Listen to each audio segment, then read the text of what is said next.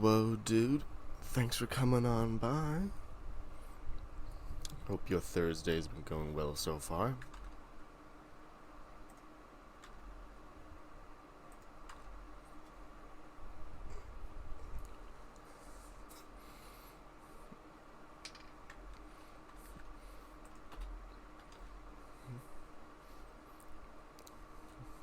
It's gonna be a little shorter stream. No 8 hours this day. It's gonna be like probably 3 or 4. I'm gonna do a couple code wars, a couple leak codes, and then improve on my always lurking multi-Twitch viewer, which is kind of where we left off last Thursday's stream, I believe.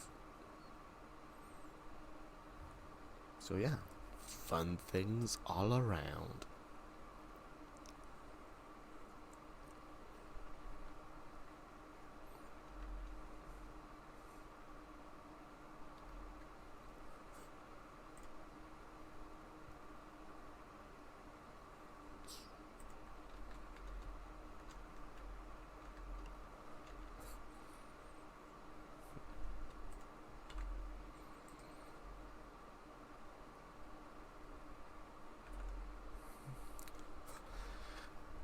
Hey, Zybran, thanks for coming on by.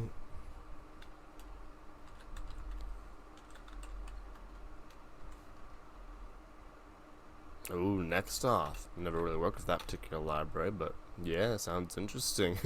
It's been an authentication. What is it? Everyone's been working on authentication recently, it seems.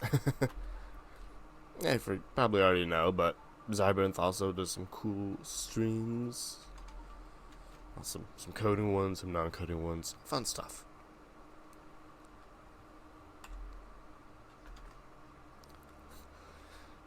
Yeah, I'm glad everything was working. It's like, it's always the first to have some new code. It's like, this shouldn't work. And then it's like, oh, it is working. I'm just paranoid.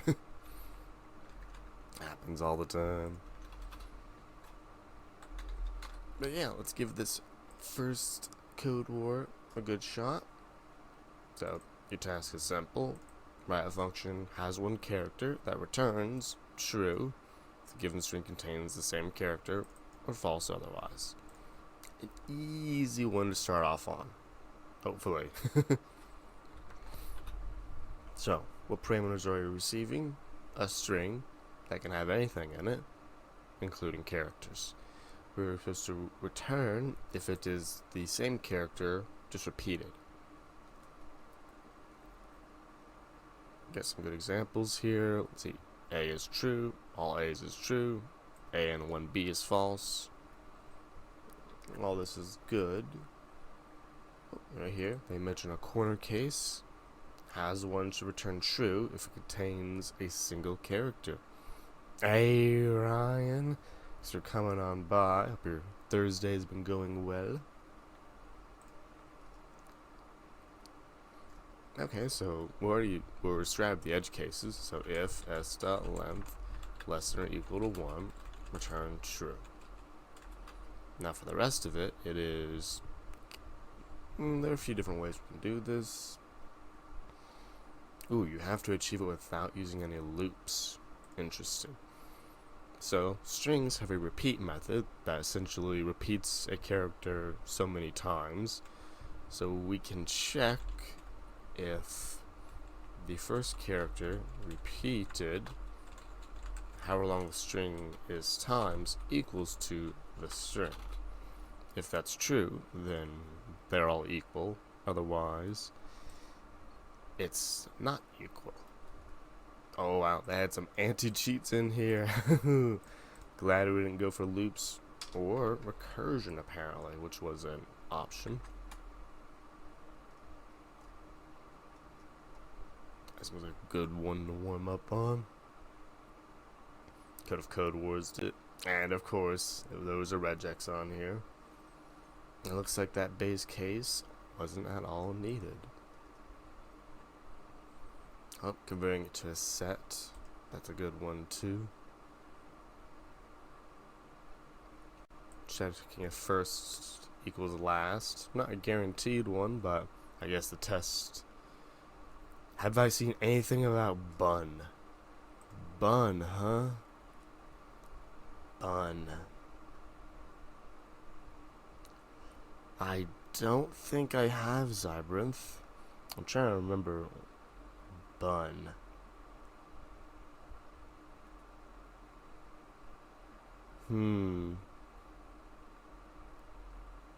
No, I have no idea what Bun is, Zybrinth. You're more in the know than I am, that's for sure.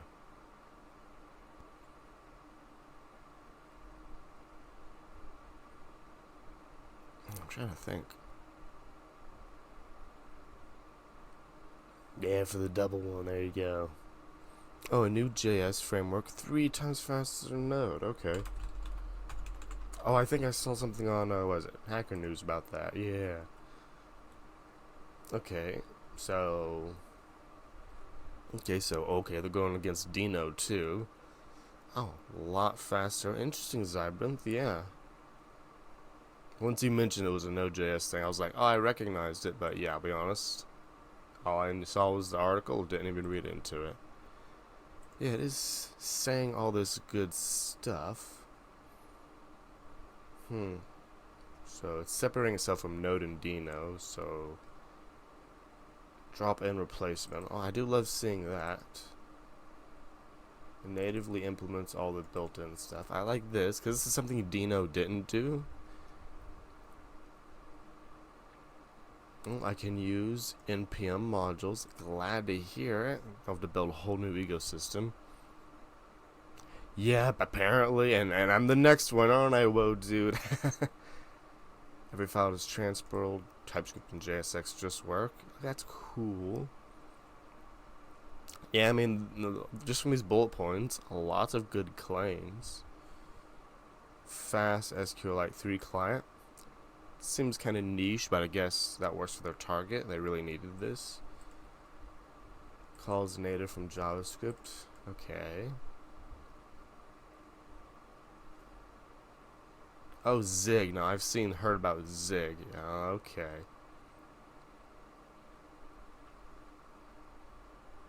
Low level control. So essentially, this seems more closer to the hardware. Huh. Interesting. I mean, I'll check it out, that's for sure. It's definitely an interesting sounding thing. Looks like we got a lot of batteries built in with whole built-in server and stuff. CLI install. Oh, built-in test runner. Interesting. Yeah, I might have to play around with this, because if it basically supports the entire Node environment kind of drop in, then I see no reason why to mess around with it. Because that was the main disadvantage, at least for me, when trying to migrate to Dino, was that, or Deno, whatever you pronounce it, was that it didn't support any, it did, but they had to re-implement all the standards and stuff, so it's like, it's tough to migrate. But if Bun has basically resolved that, then yeah, I'll definitely have to check it out, Zybrinth. Thanks for reminding me on that.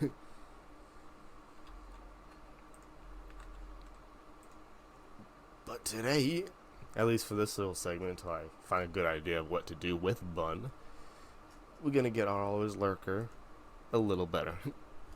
So npm run start, because this is a lovely React app. Nope, that's not what we do. I forgot what this project is. So this is both a React and Express server, which means I need to get this Express server ready. Npm run dev. Then I got a CD to the front end, which I call client. Npm run start. There we go. And all the wheels are starting to turn. Yeah, folks, also I'm doing this weird thing, which apparently is like the norm. Putting my sidebar on the right feels really weird, but apparently it makes code easier to read, because instead of code bouncing between left and right, it's all lined up on the left. Yeah, still haven't gotten used to it though. Anytime React, angry ports. There we go. Okay, let's drop that. over there, and over there. Okay.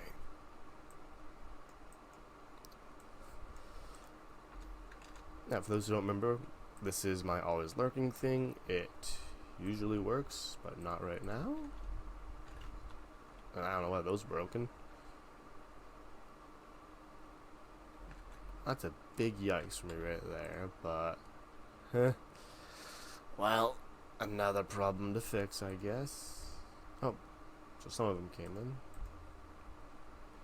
Yeah. So recent feature we added was like the icons and the up times, but we're gonna add more features. So take for example yours truly. Don't ask why the check marks aren't working. So we have the uptime right here at level E. One feature we don't have, and it's the next one we're going to be adding, is a how many missed messages thing.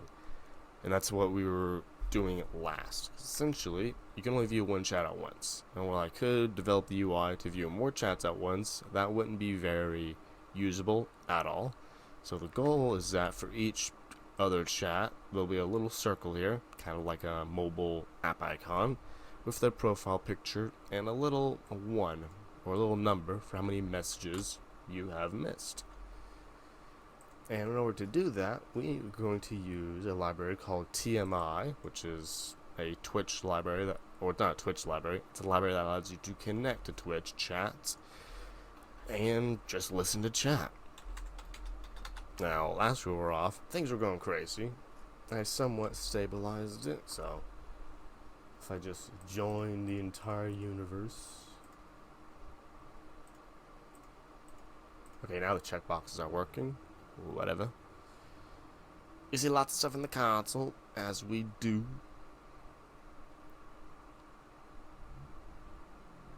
Interesting. I'm trying to remember what we're doing here. But essentially, the goal is that whenever we want to join all the chats, but we also want to leave the chats that we're not a part of.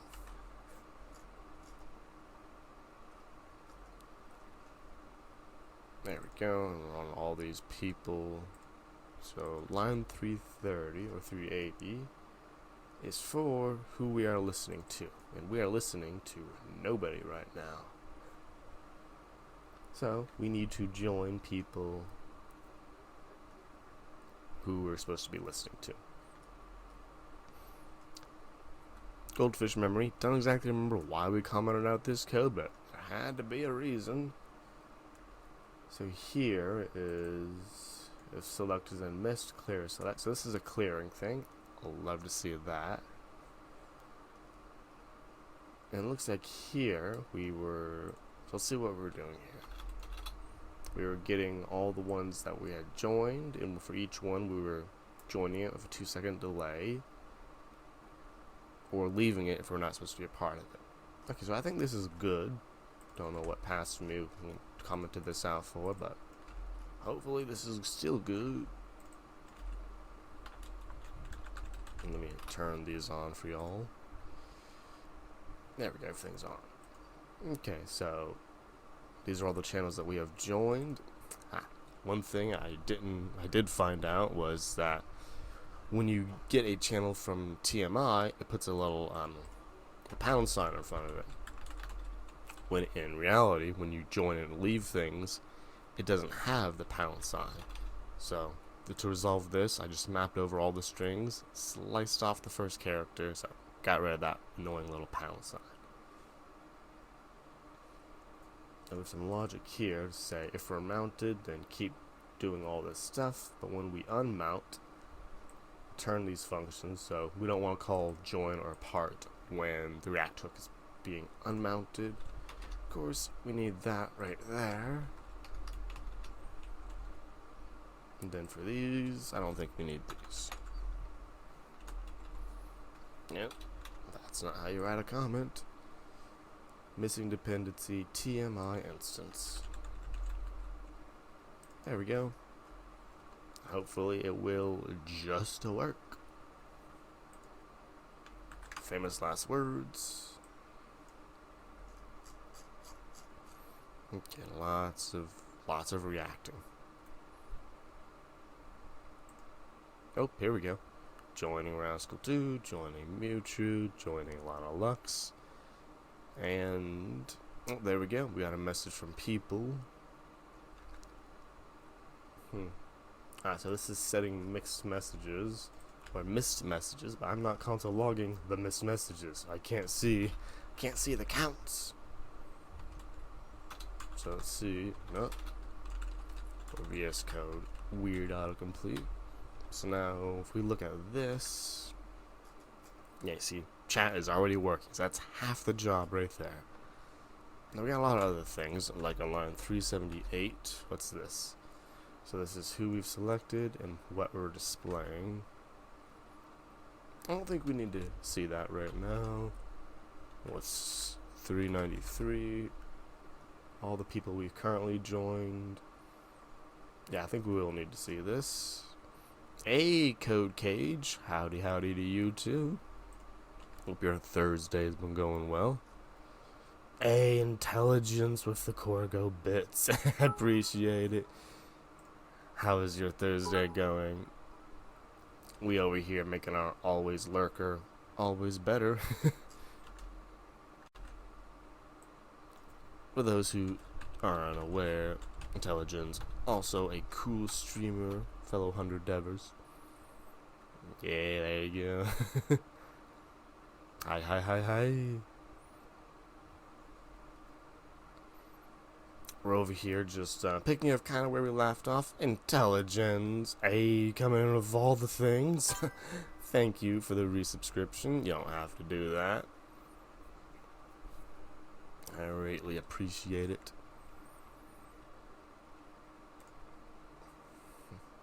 Oh, yeah. So it makes me think I gotta do the... Yeah, I don't really have any tier like 2 or like with the month 2. I gotta get badge things or whatever those are working. It's a good reminder right there. It's been a month already. Okay, wow, this clip has... So yeah, I looked away 1 second and look at all this math. So this is the count of how many messages there have been in each chat. There have not been 487 messages in my chat, so I've done bad math apparently. Let's figure out how I did that. So 487. So how do I do math? What's happening is I've added 400 and something event listeners. There we go. We need to remove all event listeners when we dismount the hook. There we go. Not gonna fix the count though, so go do a manual refresh.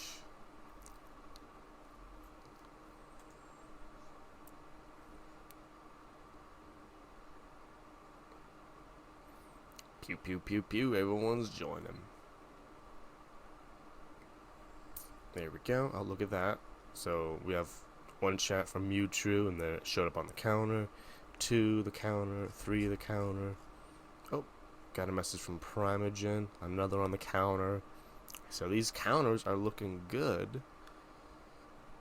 Okay, apparently there's some crazy stuff. There's always crazy stuff happening in Mewtwo's chat.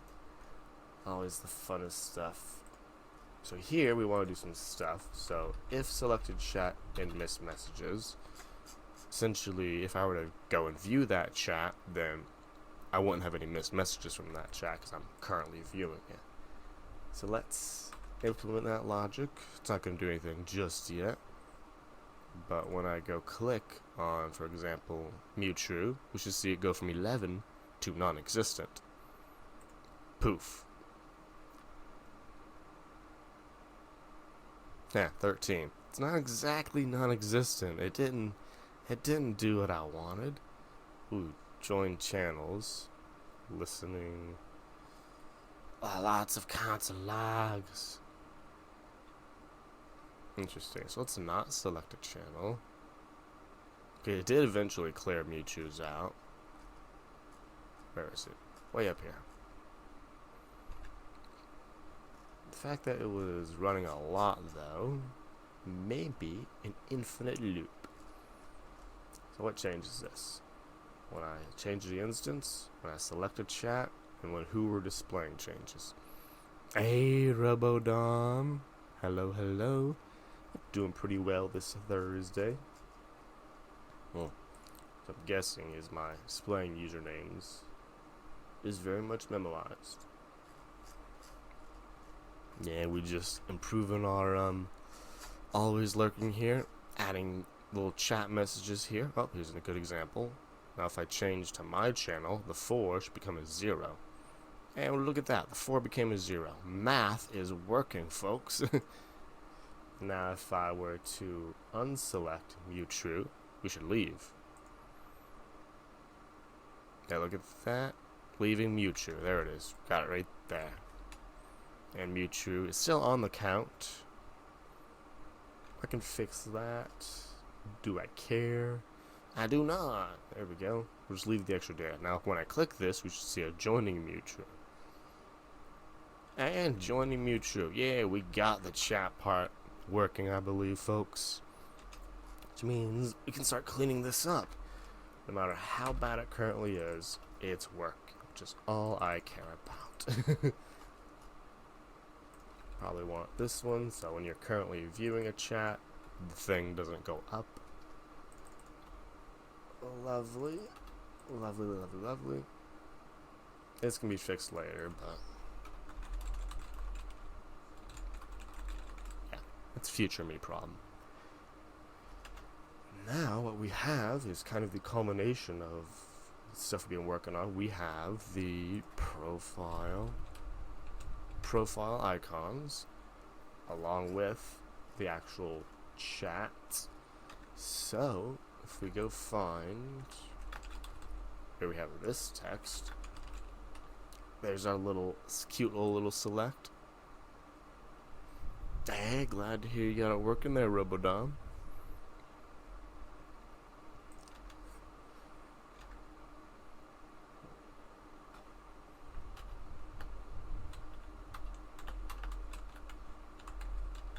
Let's just add a little paragraph here because I don't remember where this is going to show up at. Oh, there it is. And since we're here, we don't really need everyone selected. That's where the text appears, and that's where that appears. I guess that's a good enough place as any. So technically it's an unordered list. And, oh, let's watch Copilot do its thing. You go, Copilot.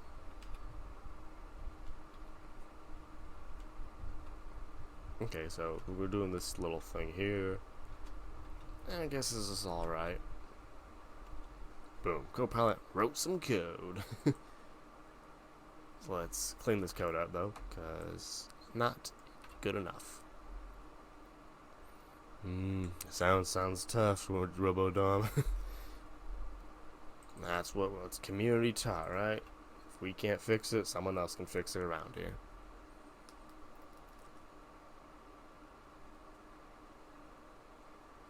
Okay, so we have a bunch of LIs, but that ain't what we want. We want them to be buttons with an image. Source equals, so profile icons. Loving that, Copilot. Really appreciate you. Which means this isn't what get on clicks. This is with a little auto format. It actually looks good. No, that is not my pretty image. Ah, there's nothing here. Which means profile icons has got to be empty. I might be able to inspect my way into. Never mind, it showed up. It's just huge. Okay, so we need to style these things. So let's give this a. So I already have one. Class name of chat div ul.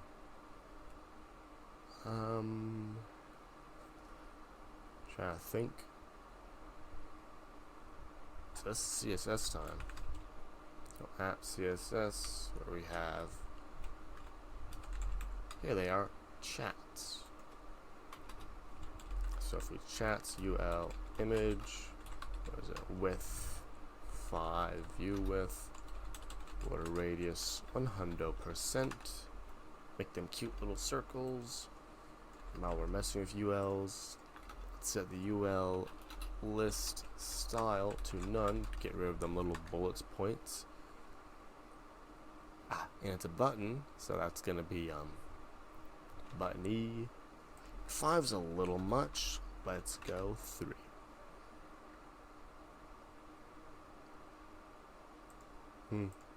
It's taking a good moment to get there. That's fine.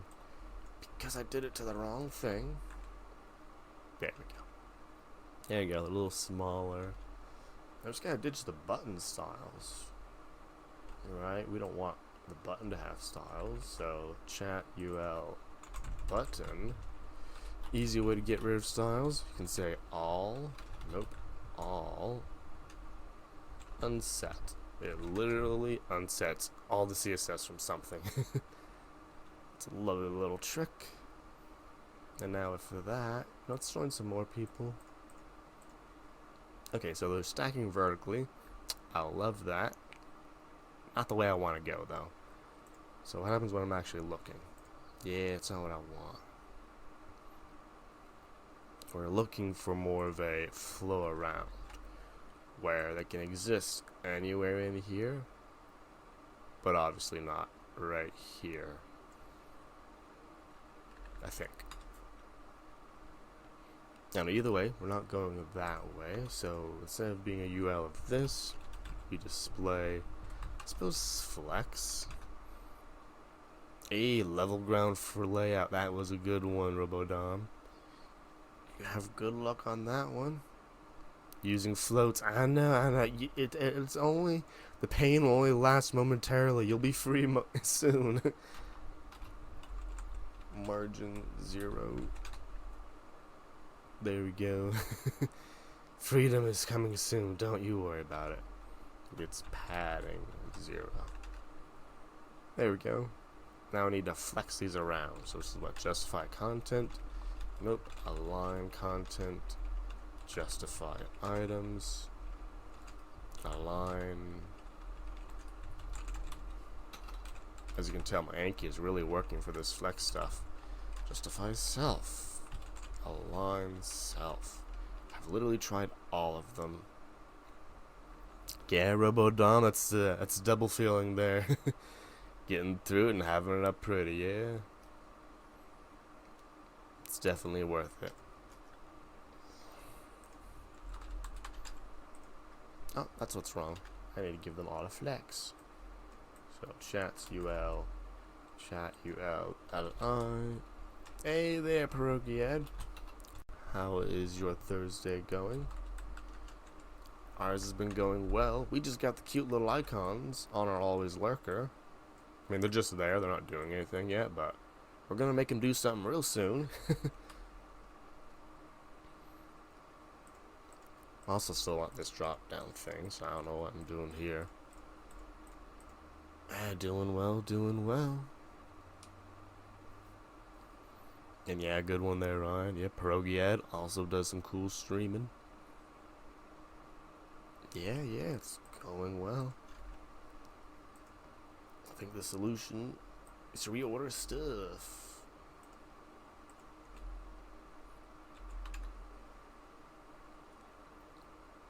Boop. That looks a lot better. There we go.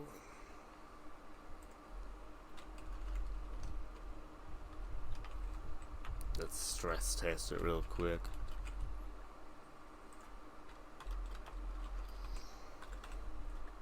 So, if an easy way to duplicate some data in React to see what it looks like is to just spread its array onto itself. So, you duplicate all 3 times.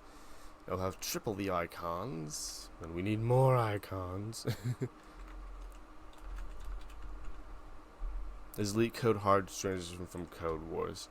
I'd say it's a little bit, because LeetCode is much more algorithmic and data structure based than Code Wars, but there are a fair number of easy LeetCodes that are equivalent to 8 queues and such. So the main difference is that it's more algorithmic, less, oh, how do you do this in this particular language, which is more what Code Wars feels like, or like, how do you approach this in the specific languages. And most elite codes are like, oh, there's a certain way to do this, there's a bad way to do that, but that bad way won't pass the test. You need to use a good way to pass the test. Yeah, but I've been mixing a few in there because you're like more likely to get asked a leak code than a code 1 interview anyway, so it doesn't hurt to transition, at least partially.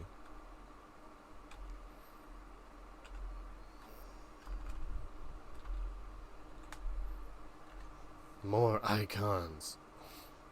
So I see. They've all the one off the screen.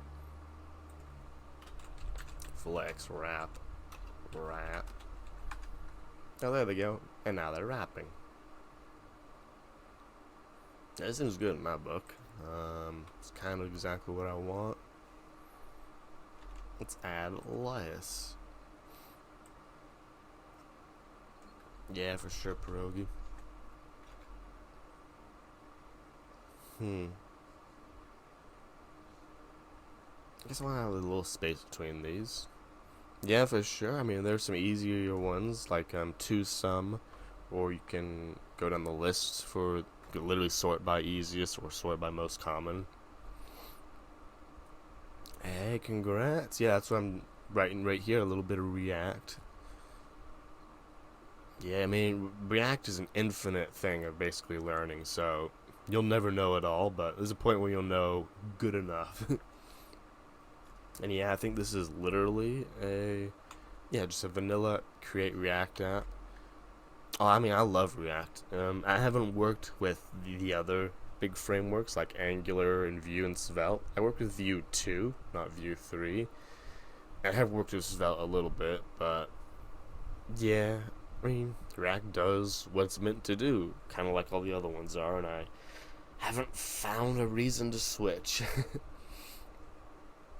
That's good, yeah. Well, we got a little bit of a extended break here we can all get through this stuff. But yeah, it makes front end work mostly easier. It's when I think this is common of any front end framework library, Vue, Svelte, and Angular. Whenever you go to integrate with third party stuff, like plugins and stuff that aren't really React specific, it's a little bit of effort, but it works. Whoa, DevMozzie, thanks for the subscription. Man, today is just popping off. I hope your Thursdays have been going well. Hey, yeah. For those who don't know, DevMozzie also does some cool streams. They were last doing their NASA API. Yeah, I was making sure, like, I might have missed their last one, but yeah. The NASA API, tell me. Do you have to tell me? Are you and Rapid API friends now, or are you still, like, enemies fighting to the death? Did you figure it out? I'm invested at this point. I don't know what the problem is, but I'm invested in the solution. Okay. Bitter rivalry to the end, huh? Those who don't know, DevMozzie, NASA API, pretty cool. It's a weird thing though, like they have another project, it's a cool project, but they fights with Rapid API for absolutely no reason. Yeah, that happens, DevMozzie, yeah. Work on it tomorrow. There you go. Progress is progress, no matter what speed you're going at. We're over here we're adding little cute icons to my always lurker, so you can see the icons of all the cool things. Progress plus, that's right, Ryan. I think we had the gap over here. There it is. Boy, it's a lot of gap. 0.1. That's a little better. We'll make it 4 wide because we want to be able to see these lovely faces. I do want to give these things an actual border. 1 pixel solid white. Very, very bold decision, right? I gave it a boring white border. But at least for people like, I don't know who this is, Lana Lux with the dark backgrounds, you can see them instead of them fading off. Maybe I'll go gray. Yeah, actually gray blends very well. I don't know. Looks good. Wow, those are a lot Oh yeah, because they're based on width. Do I want that based on width? Because it's literally pushed the chat out of the way. Huh. Okay, because we have 2 universes. Okay, so let's get a realistic. So I have 4. So realistically, this chat will only ever have 10 people in it. Only 10 people should be able to be live at once. Which looks like that, which you can minimize with that, but now chat is all covered. Okay, so there's going to be a little thing here to collapse this. I definitely need that feature. But then once you have that, so what do I want to call this component here? Chat info, chat control, chat controls. I think that's what I'm going to have to call this. Yeah, it definitely feels like a chat control component. Because it's got to go poof and appear and disappear, kind of like this thing.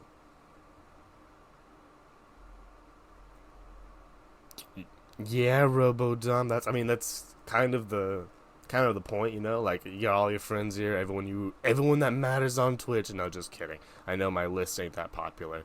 Interplanet me, thanks for coming on by, and chat. Well, I know it's chat. It's like this is our chat, chat circle. I mean, these are the chat circles here. Yeah, I can call these chat circles. That's actually a great, pretty good name there. I don't need to give her a name yet. But yeah, I have to think about what I currently do. Oh my goodness, what is going on there? Disgusting. Okay, so I guess when none is selected, we get that thing. Okay, so I gotta work on this. So we have this here. I'm going to do the same check I did before, my toggleable details. Yeah, Pierogiet, I know this is a giant community. I barely have touched the surface, but hey, that's at least what this thing can help folks with. So for those who aren't inside 100 devs, they can use this to keep up with all their favorite folks. As soon as I add support for random usernames. And yeah, I'm glad to meet you too, Pierogiet. I do remember you from a while ago. It's just Goldfish memory ain't kicking in. But yeah, I did jump in on one of your earlier streams. Let's see, toggleable details, default open this. Oh, this is a weird thing. Okay, so I have some cool logic here.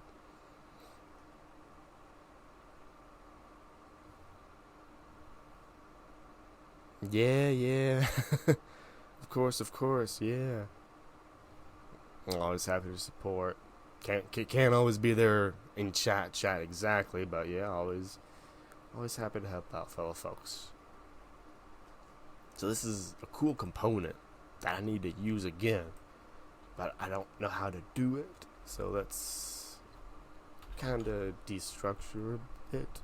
Function styled. I don't know, just make another one. So what I'm going to do, I'm going to take this one, I'm going to say main toggleable details. Then next one I'll just say generic toggleable details. Yeah, we're making the wettest code you've ever seen today, folks. This code is so wet you could drown in this code. Main toggleable details, love that. This is stuff that changes. I don't do this weird class name anymore. It's not controls, it is text. Love me a good text. And we don't do connection status. Goodbye.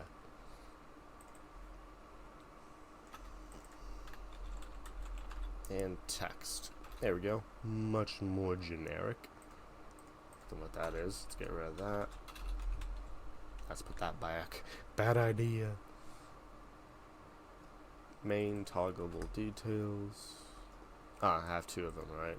So I have generic toggleable details. That's right, folks. We just duplicated it, and that was it. So now somewhere down here we go. I think this is it. This is the spot. There we go. We put all the stuff in here. Technically, we put all the stuff in here as that div right there. Now we put stuff in here. So we put text is chat. Great text. And then default open. Yes, true. Oh no. Let's see what happens. Do something for me. Okay, that is making a big box. That is what I like. So I like this. It's just awfully large at the moment. And only supports one. Nope, there they are. Yes, so I got some CSS happening here that I don't want to happen here. Details, field set. Here's the weird stuff. So I want to give you a class name. Right. I see LeetCode. I joined channels. Yeah, bet Simp. We're doing some LeetCode in probably about 20 minutes. We'll do our next LeetCode. We did the Code Wars already. I mean, if you want to see a spoiler alert, in 20 minutes we're going to be doing interleaving string.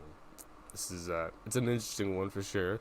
I mean, it's the one of the day, so probably already know, probably already saw it at least. If you're LeetCode and you join, you've already seen it going on. But for now, we're just doing my little project here, my always lurker to make it easier to hang out, watch multiple streams at once. Hope your Thursday been going well. I need to check out some CSS. One of these things is doing stuff I don't want it to do. Here it is. Details, summary, all this stuff. I love this stuff. It's doing too much though.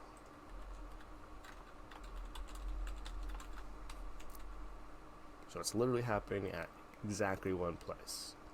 Okay, so we're gonna give all these a class of class name equals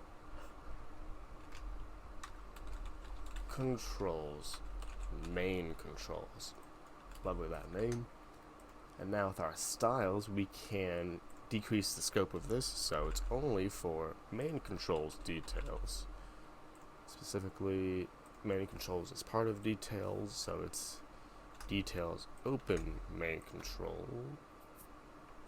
Actually, that part, because certain parts of these I want for all of them. Certain parts are weird style, like this part. This part is weird style. More weird style. All this is weird style. Well, actually the button might not be weird style. Let's see. Yeah, there you go. Look, it's super responsive now. And these are still working perfectly. So this is already looking good. There's a little thing of a margin left here. But that's okay. Because anyway, for this particular one, so where's my generic? Now let's think here. Class name, default open, text, class name, string. I'll just pass that straight onto this thing. Could be cooler, but it's good enough. Class name equals chat controls. There we go. Now for chat controls, I'll show us the bottom here. Then I want to target the legend. I want to margin left auto. I don't know, how do we, there we go. I was thinking like, how do I push this thing to the right? That's how you do it apparently.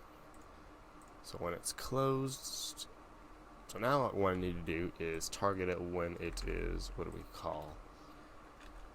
Closed. When it is closed, it is a, what is it? Yeah, so when it's open, summary. So when I target the summary, give you a position absolute top 0 right 0. There, it goes in the corner. Exactly as I want. The UI is a little meh, but it is working beautifully. Okay, so this part's good. Now we each do this part. So I'm seeing the flex is not aligning as I would like it to. Okay, right here's the issue.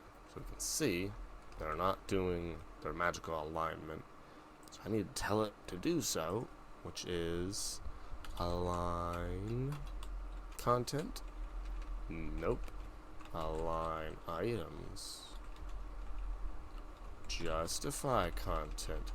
Justify. There are only so many here. I swear I know how to do CSS, but they are all flexed 1. Yep, flex 1, so okay, let's select the last one because it's the weirdie. Come here, weird one. Let's fix you. So align self, justify self with 100% with max content. Interesting. You think you know Flexbox.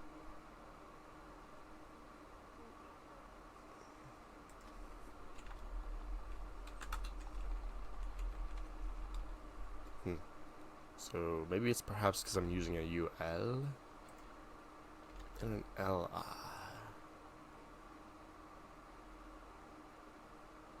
It's not the worst. Okay, so it's a thing I can fix at a later date. Let's get this working. So field set, legend. Here we go. So I'd like this all. So these two need to be together. Select in this button. So let's style that. There we go. This select. And this button. Need to be in a div, not a button.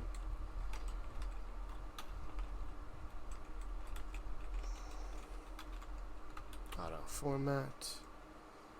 And now for chat controls, I'm going to give you some more styles. It's going to be chat controls field set, display flex, flex direction column, vertical. Come on, do the stuff. Okay, there it is, flex direction column. Now justify content, align. Doing this circle again. Okay, it's supposed to be with max. Oh, flex of 1 would help.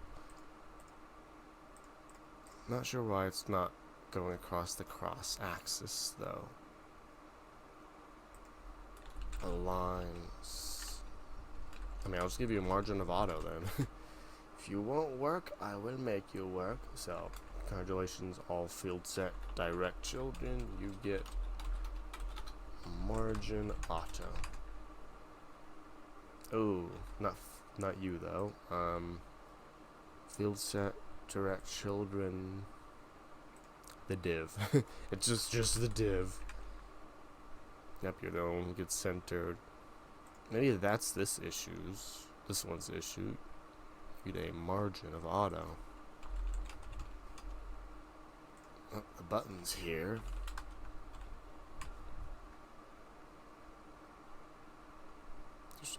Don't want to get lost in this again. But yeah, I got that centered. We can give this div a little more padding. A rem should be enough. Rem's a bit much. Half a rem. There you go. That looks good to me.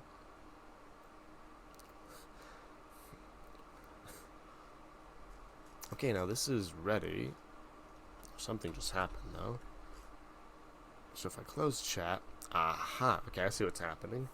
So it's literally pushing this down, which is not what we want. So let's scroll on, way on up. Way up. There we go. Yeah, so you need to fill up the remaining space and not be cut off. Interesting. So I was able to do this in another way, because I did have content layer. Those are those iframes. Interesting. Because if I go to my body, which might be in the other one, which is something I gotta fix, but it's okay. There you go. Drop the overflow. Save that. You can see chat is scrolled down. Very uncool. So if they're both part of the same flex container and that container is a max height, that is what we want. There we go. So let's scroll on up. I can't scroll anymore because I disabled the CSS. Let's re-enable the CSS. Scroll bar returned. Scroll bar gone. Now we want to give chat as a width or as a height, and it needs to be a flex container. That's how we do it. So where's chat? Here it is. Perfect. So got some duplicate code here. Love to see it. Yeah, RoboDOM, the built-in terminal, it definitely helps a lot. I mean, it's not even just like a terminal that's built in. Yeah, RoboDOM, all that one-screen powerfulness. I mean, I believe most editors have the ability for a built-in terminal, but VS Codes is pretty cool, because like if you're working on JavaScript code, or even Python code I've seen, and you just run the process, so you say like node.filename, it will automatically like attach to it as a debugger and all that stuff. Yeah, here it is, JavaScript debug terminal. So like when you run a node process in this, it'll automatically hook up to the breakpoints, and this is a VS Code specific thing. So yeah, it's very powerful for sure. And I barely use the basics. I just like use a couple of them. I don't even do all the fancy the splits and the profiles and dragging it around. Just time to pop. There it is. I just figured out. So I didn't need that code there. I needed it there. There we go. So chats is a thing when it's open. Wait a minute. Data open true. What is this? I don't remember that code being there. Needs more cowbell CSS. Hey. We're getting there with normal CSS. Thanks for coming on by, Metrics. Hope your Thursday's going well. Selected chat. That's what that is. So if I don't select a chat, this thing poofs away. Interesting. Well, that logic don't exist anymore. Well, it does. Yeah, RoboDOM, it's very powerful. I mean, it's powerful in the fact that it kind of just lets you do whatever, but then it gives you those additional features of cool stuff. So when I turn this off, what's it do? So it should automatically poof away. Yeah, so my controls have moved. Okay, well, either way, chats needs to be a flex now. Yeah, Xmetrics. That's kind of when I when I made it too initially. So initially this was not in this project, but the before project, it was cross-platform. It supported Twitch, Mixer, and YouTube. But you know, Mixer's dead now. But yeah, metrics. I mean, the Mixer API. Despite what happened to them, it was an amazingly usable API as far as I remember. It worked like a charm. Where am I have dot chats? Where is it? It's just I'm gonna say dot chats. So flex one, flex column. Like I had a microphone installed, I swear. There we go. It really squeezed it though. I didn't ask it to do that. So I want you to have a fixed width.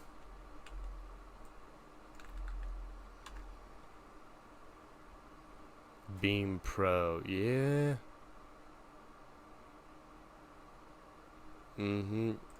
For sure. Okay, let me open this up because this is supposed to have a set width, not whatever you're doing now, Twitch. Oh, i3WM. Yeah. I mean, I used to use i3 in the past, so yeah, I'm familiar with like the tiling and stuff. That's kind of what mine does. Like, it doesn't allow you to customize it right now, but it can support up to 10 just with some preset grid configs. But yeah, eventually I'll make mine customizable. That's kind of like the super end goal, because like having them fully take them out, controllable as pop-ups, but yeah, it's a lot of effort. Okay, so this width is like doing nothing. Apparently, because I told it to flex. There it is. I don't remember doing that. Ah, this is what you get. I was like, oh, thank you, Copilot. You did exactly what I wanted. And I didn't read the code. I did not read the code Copilot shoved in my face. Classic mistake. But okay, we drop this. We close this thingy. That's exactly what it's supposed to do. We close this thingy. That kind of is exactly what it's supposed to do. What else do you want? So I guess what I could do is I can make, this is a bigger feature, all the icons on one of these two axes, so you can see all of them when you're in closed mode. Because this is a space that like nobody's using, not even the players. And it ain't my fault. I built the iframe. The iframe's supposed to take up the space. Actually, why isn't my precious real estate? Why are they so schmar? Yeah, I know the timer's there. I'm getting there, folks. Okay, so yeah, why did they get so small? Oh, because I added a little bit to it. Yeah, I need control space. Ain't nothing I can do about that. Twitch 3WM. Basically, yeah. Okay, with that, technically is break, but I want to get this. We're so close to this feature. Y'all can force me, but I'm gonna try to get this feature. I want to get the numbers. Show me the numbers. Okay, so how do I want text over image, right? So this is a span, and it's going to be missing messages for username, and CSS will have to put that where it needs to be. Hey, look at that. I mean, we've missed so many messages from Lana Lux. Voltage memory here, I'm getting there. We also need a title on these usernames. So that way you can do the super cool hover and see like, haha, usernames. Ka-chow. So yeah, now we have some styles around here. There we go. So chat, ULLI, image, and the span inside the button. We're using all the bad CSS today. Position, absolute. Which means the button needs to be positioned relative. And what? Top 0, right 0. That's the corner. They're always on my phone. There we go. Gotta make them a little bit more readable though. Background. Well, it's RGBA. I want transparency. So 0, 0, 0, 0.5. That is how we do RGBA, is it not? RBGA, RGBA. That would do it, wouldn't it? Let's give that a 0.8. Yeah.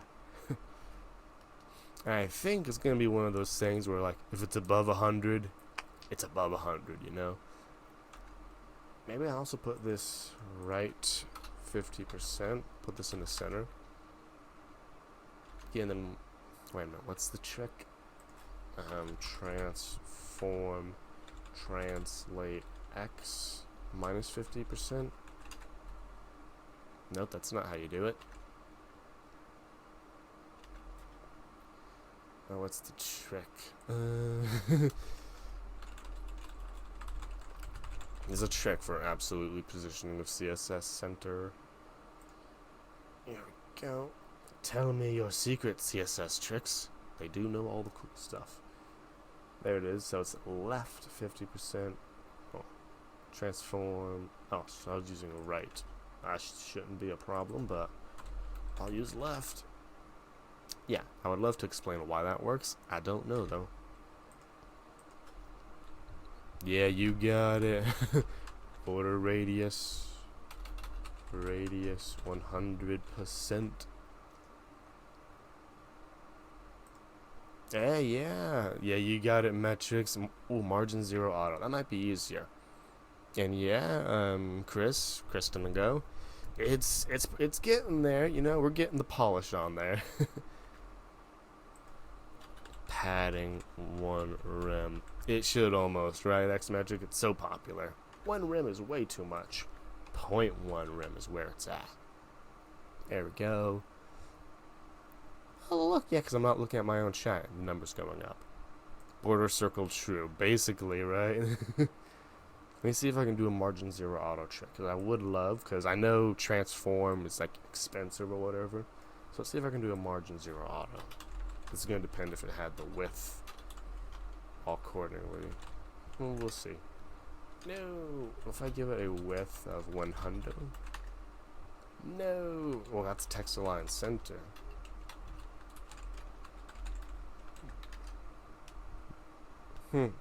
That's a weird style I've just made. You got this kind of shadow of the count. So it did work, just messes up my background or my border. Yeah, you know, transform it is. I tried. I don't know. I just do what works, you know. There you go. That's enough in my book. I think. It's like, as much as I love seeing I miss exactly 491. Oh, that's right. These are clickable. I completely forgot when you click these, it goes to them. I remember things. Okay, so this is working pretty great. What is that little dot? I gotta get rid of that dot because it shows up when the number is 0. So this is a conditional spawn. So when there's a number, we show the spam. When there's no number, we show null. That's a good one, whoa dude. Does vanilla CSS support mixins? Yeah, I'm aware a little bit of the Sass or CSS way to do that.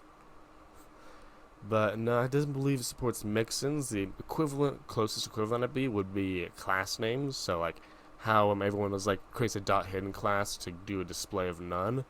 That would be the equivalent. But obviously that is CSS, but it's not because you got to put in the HTML for it to apply. So not that I'm aware of, whoa dude. Not that I am aware of. I also gotta add a cool thing, right? Like when they're highlighted or when they're active. Data active or data selected equals, what's this logic? Oh, one time I wanted you to do something, Copilot. That's okay. Selected chat triple equals username. Now that we're not doing my fake keying anymore. Go. So then we can say, hey, any of you, let's give these a class name too while we're at it. Doing a lot of CSS. Class name, this is channel chat circle. Thanks again for that suggestion from earlier. Now we can style these a little better. Channel chat circle. Channel chat circle image. Button. And the UL. Gotta have that like there. But now we can say, okay, where's that gray? Here it is. When it is data activate or selected equals true, then we want to do some other stuff. That other stuff is very inspiring. It's making it lime. It will make the color line when you've selected it. Yikes, that is revealing a lot of information. This is why my flex is being weird, because they're buttons and all. You know what? Maybe I don't need buttons. I don't need buttons after all. Forget the buttons. They're in my way. So yeah, no more buttons. We're gonna be super inaccessible. Now we've ditched the buttons. Yeah, we gotta fix some more stuff. So yeah, now you need to be position relative. Goodbye button.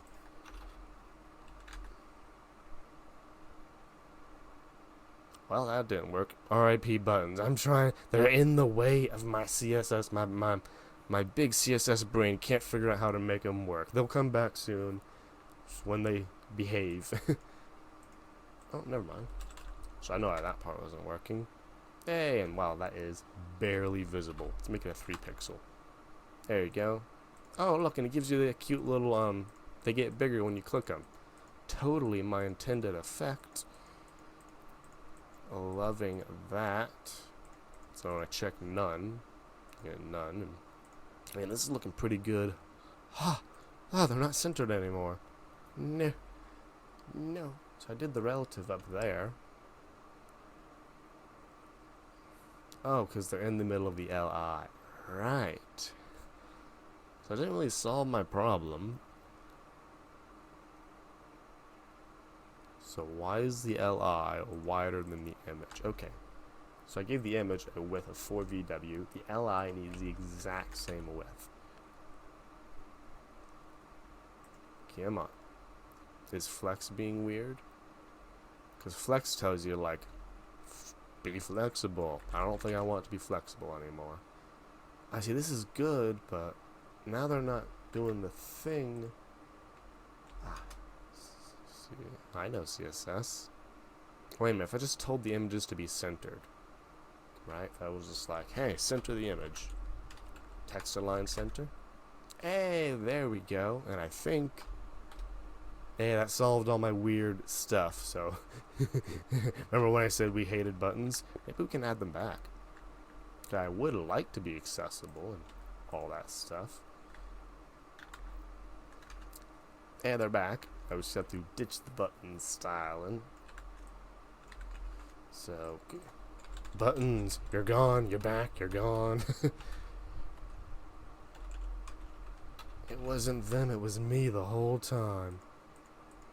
And would you look at that? It is working lovely. And also, this also fixed a weird thing I was going to be annoyed about.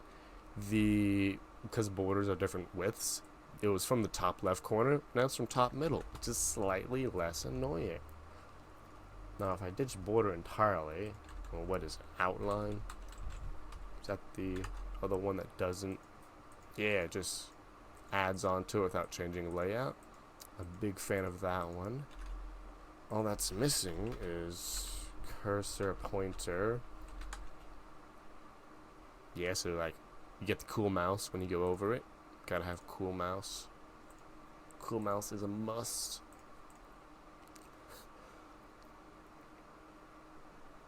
So this is good. I want to make a save here because I know I'm passing my break. When I envisioned this in my mind though, it looked a lot cooler than just a number in the middle, so maybe I'll figure something to do with that out. Chingle sat. I mean, I could do it, Xmatrix. I very much could. So the way I would do, and it'd be much easier since I'm literally only supporting Twitch. So like you'd have to log in through my things, which is like trust and all that. But once you do that, I can make it. So I build my own CSS, like the built-in embed. Poof, this is gone. I build my own because I am connected to all the chats. I'm just not connected as the current user. A heat map would be great for the number counter. I like that idea, Xmetrics. I'm trying to figure out. Like, I know what heat maps are, some visual. How long since last chat? Okay, that's what you were going for. Yeah. I get it. Yeah, because it says 2, but this could be literally 2 seconds ago or 2 years ago. Yeah. Huh, how would I do see, like, that would be a good thing to indicate. Like, keyframe animation. Yeah, I kind of see the technical side of it, Xmetrics. I'm just not. My artistic brain is not existing, so I'm not seeing exactly what it would look like. Oh, yeah, it's like an animation. Yeah, okay, I completely get what you mean now, Xmetrics. Every time the number changes, it effectively restarts the animation. Yeah, and I guess the animation would go from like two colors, I guess. I don't know. Maybe my brain's not picking up what heat map's supposed to look like. Just red to green, I guess. Oh, Xmetrics, I appreciate that. You don't have to. And of course, Progiad, yeah. We're gonna keep chugging on. Thanks for the lurk. I'll be sure to catch you next time. Those who jumped in and don't know, Progiad also does some cool streamos. Yeah, catch you next time.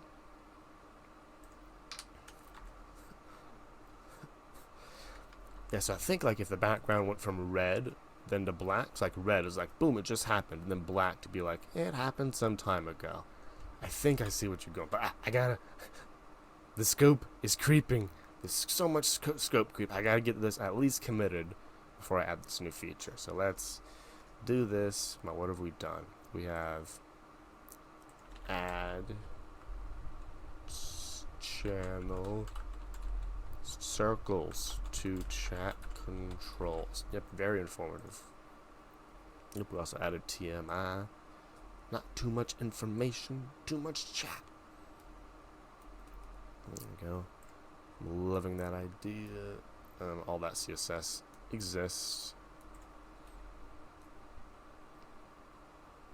Da da da.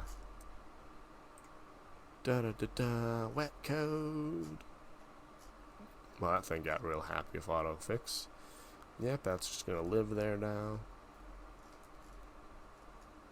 Yeah, we didn't make too many big changes there. And that's when I ditched, what do you call it? Strict mode, so I don't want to commit that just yet. And boom. And you know what? I think actually, I'm trying to think of why I can't, and I think I can. So I think I can actually push these changes alive after I drag this off screen. You know what? I'll go ahead and start the break now. So yep, we're 16 minutes over break. Not too bad, but pretty normal for us, I suppose. Be sure to take a break, stretch, hydrate, and relax if you can. I'll catch you on the other side where we will do ourselves the big code war, the daily. No, not the code war, the daily LeetCode of the day, interleaving strings, and then I'll implement that cool heat map suggestion by our own Xmetrics.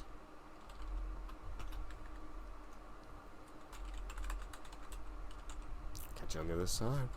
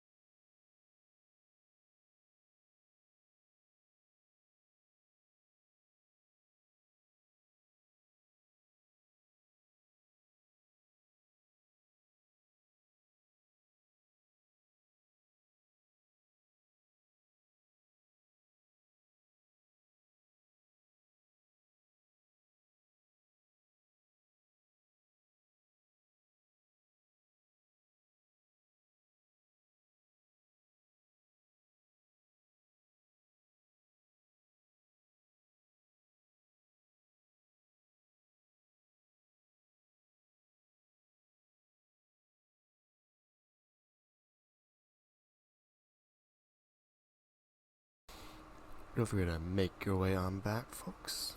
Break is slowly coming to an end. And hey, Jack Tree Coding, thanks for coming on by. Hope your Thursday's been going well.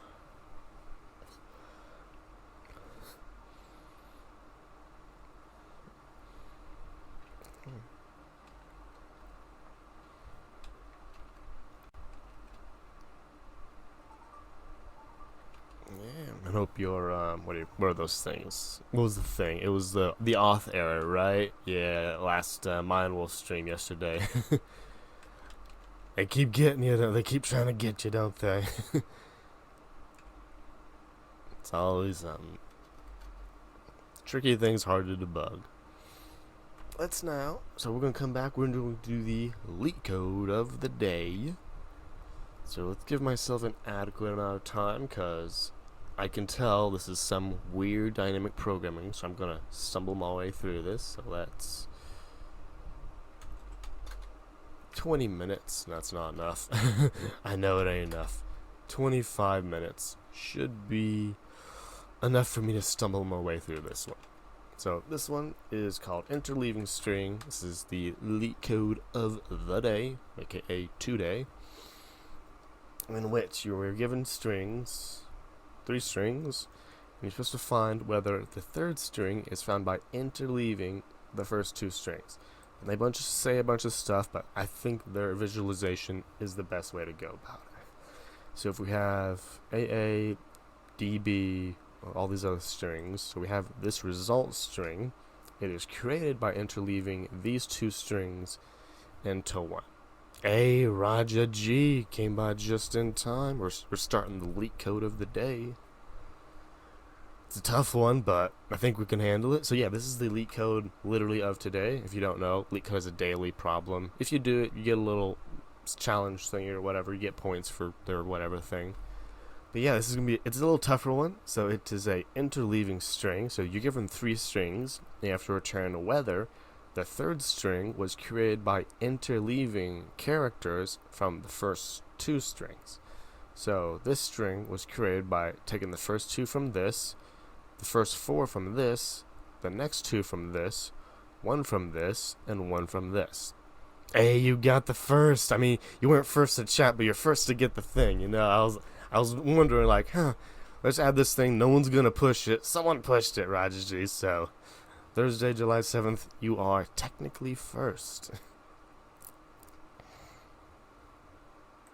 I saw that. I was like, that's a cool idea.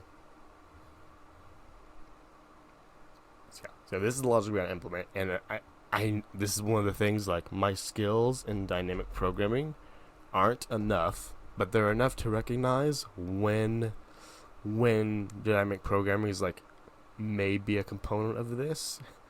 But what I'm going through here is essentially at every position in the created character, aka S3, we have 2 pointers. We have 1 pointer in S1, 1 pointer in S2, representing the current position we've gotten to.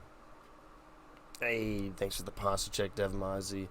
Yeah, I'm trying, Roger G, just slowly but surely. So initially, both pointers will start off at 0. And then we'll look at the current character and we'll try to add the current character. So, the current character is A. So we'll be like, hey, position 0 of S1, can I add you? Yes, which means it's kind of like this is a possible path or possible universe we can do. Position 0 of this string, can I add you? Nope. So I don't even try. Then we move forward, position 0, still the only remaining path. Then we get to D, which again, so this is getting a little easy. We go here. Then here's B. So this is the first one that like the universe splits, right? There are 2 different decisions we can make. We can either take the B from here, because remember, our pointers are currently here and here. So we don't know which one it is. We don't know if it's taking this B or this B. So we have to try both, I believe. So, and that's when the universe kind of splits, where we make it depends how I implement this. Recursively or with my own stack. Recursive is always easier to write, though with less performance, so I'll probably do that. I'll make a recursive call saying, okay, we tried it with this one. Now this is the wrong one. We know that, but we don't. We know that now. The code won't know that. So it'll try taking this B, which will be then taking this B and then taking a C, and it'll mess up basically. Recursive, yeah, X metrics. I mean, I know there's always an iterative solution, but recursive is easier to write at the cost of performance usually. Oh, event. I've written literally zero code. I don't know. So I guess what would be the complexity? So of that code, well, it has to be n, right? So it can't be any better than n. That's sort of like cheating, though. It can't be any better than gravity, right? So it's got to at least go through everything once, and then n, maybe multiply these two together. Maybe that's going to be my complexity. But then there's the alternative ones. Yeah, Leonard Euler, there's some. I think for this particular one, I might be able to figure this one out. Unless you think different, right. Yeah, this ain't an easy one, Roger G. And thanks, by the way, for coming by, Leonard. Leonhard Euler. Oh, bitwise operation style. Oh, that sounds fancy. Yeah, I'm not Steve. I don't think I can do that. Yeah, I hope your Thursday is going well there, Euler. Yes, leak code of the day. Gotta give it a shot. So I think my two-pointer solution, in which I split universes recursively, is kind of the way I want to go. So I1 and then I2. I'll initialize these both to 0. And I know this is better ways to do it, but I want to get something on the board. Hey, 6 Caillou, congrats. That ain't no easy feat. That's where they start getting tough. Yeah, you got the yellow badge. You can show it off. So I think since I'm writing this recursively, gotta handle the base case or whatever it's called. So this will be when we're at the end of both, and or we have solved it. How do I tell the difference? No, this will be if we make it to the end of both, right? Because we only increment these pointers if we were taking a character. So if we've reached the end of both, if we reach the length of both, so if our indexes are here, then both have been fully consumed, and we should be at the end of here. So I think that's going to be my base, my edge case, my base case. So if L1, well, it's I1, triple equals S1 dot length, and I2 triple equals S2 dot length, what if it's a return? Boolean true successful. Good. This is where this fun stuff starts happening, right? So this is where we do our recursion. So this will be return. Actually, it's kind of just two checks, and then left or right. So let left equals is interleave. Actually, so I'm gonna write it bad first, as always. Left equals false. If S1 index I1, right? Triple equals, so if the current character that I'm consuming there, triple equals the current character in the string, which is both of them added together. So looking for equals I1 plus I2, so that's the index that I'm looking for. I'm looking for in the third string. Okay, this is good. So if it's the one I'm looking for, then left will equal is interleave. So this is a recursive attempt. S1, S2, S3, all the same. And if I am using I1, that means I1 plus 1. Then I2, because I did not consume anything from the second string. I think this is what I'm looking for. Then this, I just copy and paste for right. Yeah, Roger G, that's part of the process, right? Figuring it out, seeing how other people solve it, seeing their approaches. Hopefully it informing yours to get more information about different ways to solve.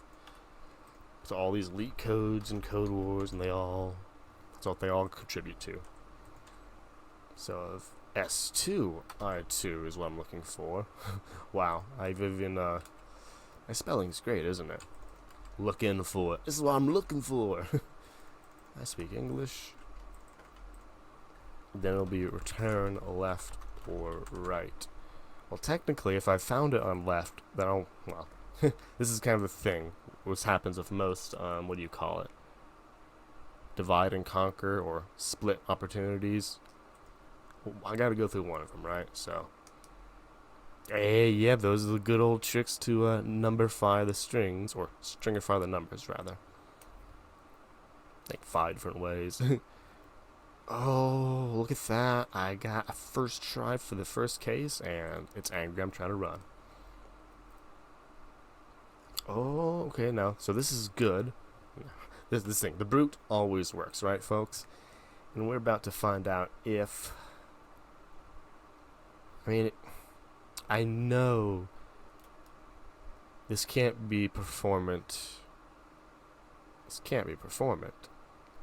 Okay, let's at least clean this code up, right? So left equals this, and we'll use a little chaining here, or not chaining, but, you know, make that pretty cooler. Make this a const. Always love that stuff.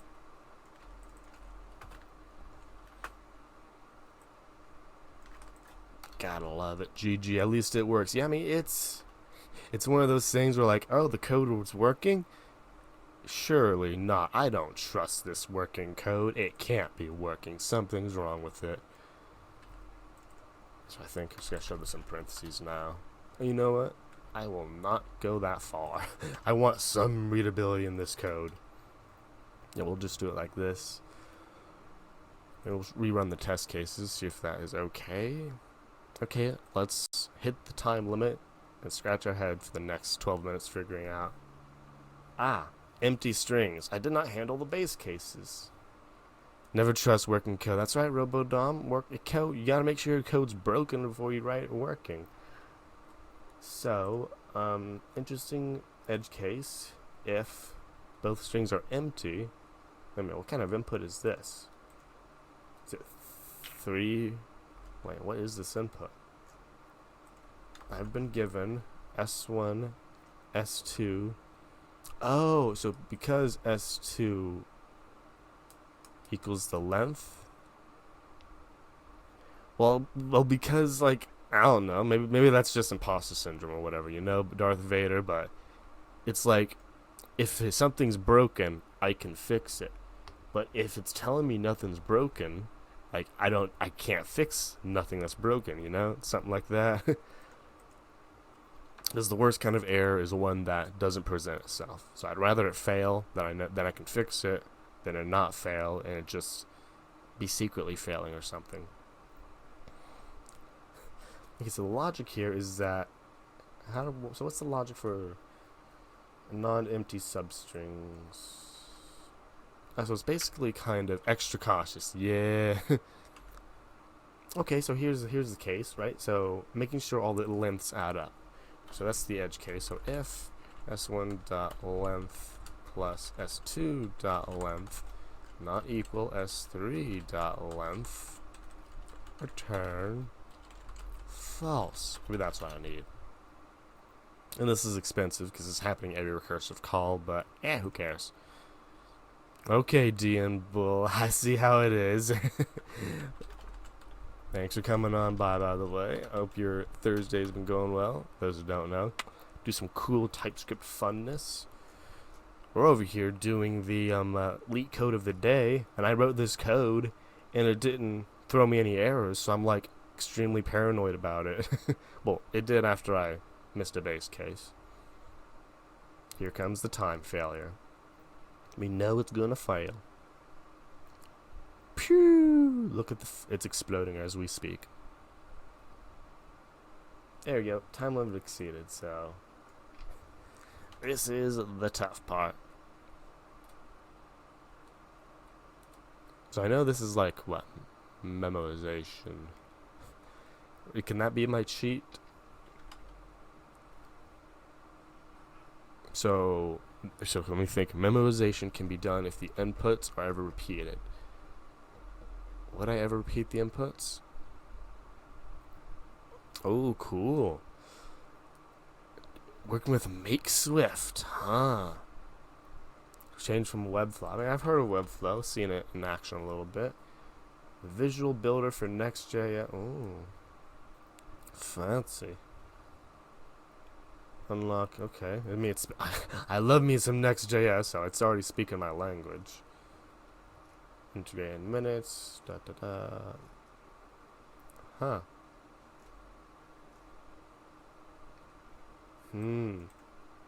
Interesting. I'm loving the no vendor. I mean, they definitely got their marketing bullet points all perfected. I can say that.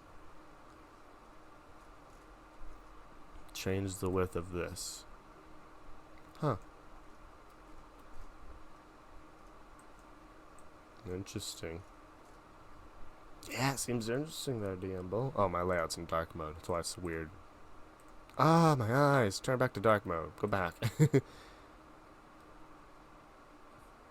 Yeah, I mean, those are things you don't know till you actually implement it in code, right?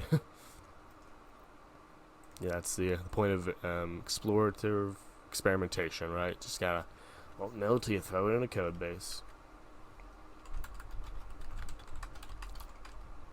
Okay, so this is good code, right? Well, I mean, this is good enough code. But I don't trust it, so usually I'm like, time to console log and see how I can optimize this. But I literally cannot do that in LeetCode, so goodbye LeetCode. You were fun while you lasted. VS Code time. Great, you want to install stuff. So all these three, oh, not there. And those three. Okay, so we have our inputs. Yeah, DMBull, I see that being kind of the goal of it, where it's kind of like what you see is what you get editors of old, which I guess that's technically what you see is what you get editors of new, where non-technical people, once the technical person writes the quote component or modularity of it, then boom, non-technical people can just play with it like kind of like Figma, but less technical skills even required for that. Yeah, I see the dream. Okay, so I have all these three inputs, so it's console log. What's the thing? Is interleave that string, that string, that string. Triple equals. Now, what are my expected inputs here? I can copy this. Do I get all three? Ah, oh, don't you love a clipboard that has multi-cursor magic? Not meeting the goals. Yeah, I mean, that's what happens, right? Your tools don't do what they're supposed to do anymore, so go for new tools, build your own tools. You gotta spend the time to figure out, to literally explore your options, right? Now, what's the angry input? Here's the one that's gonna crash a computer. Yeah, it's always it's kind of a fun, experience there, DMBull. Obviously, I don't do it too much myself because it's just me, but always a fun experiment with new tech, seeing how it compares to the old. Time limit accepted. So I literally don't know what this is supposed to equal. So question mark. Just don't take 5 years. That's the only job, is not to take 5 years, code. Okay, so this is the function, and it's too slow apparently. So we're gonna take, we'll take the bad one, Console time. There we go. And what's the end thing? Time end. There we go. And let's tell Quokka to go for it. Have fun, Quokka. Maybe I'm a little paranoid. I'll run it normally too.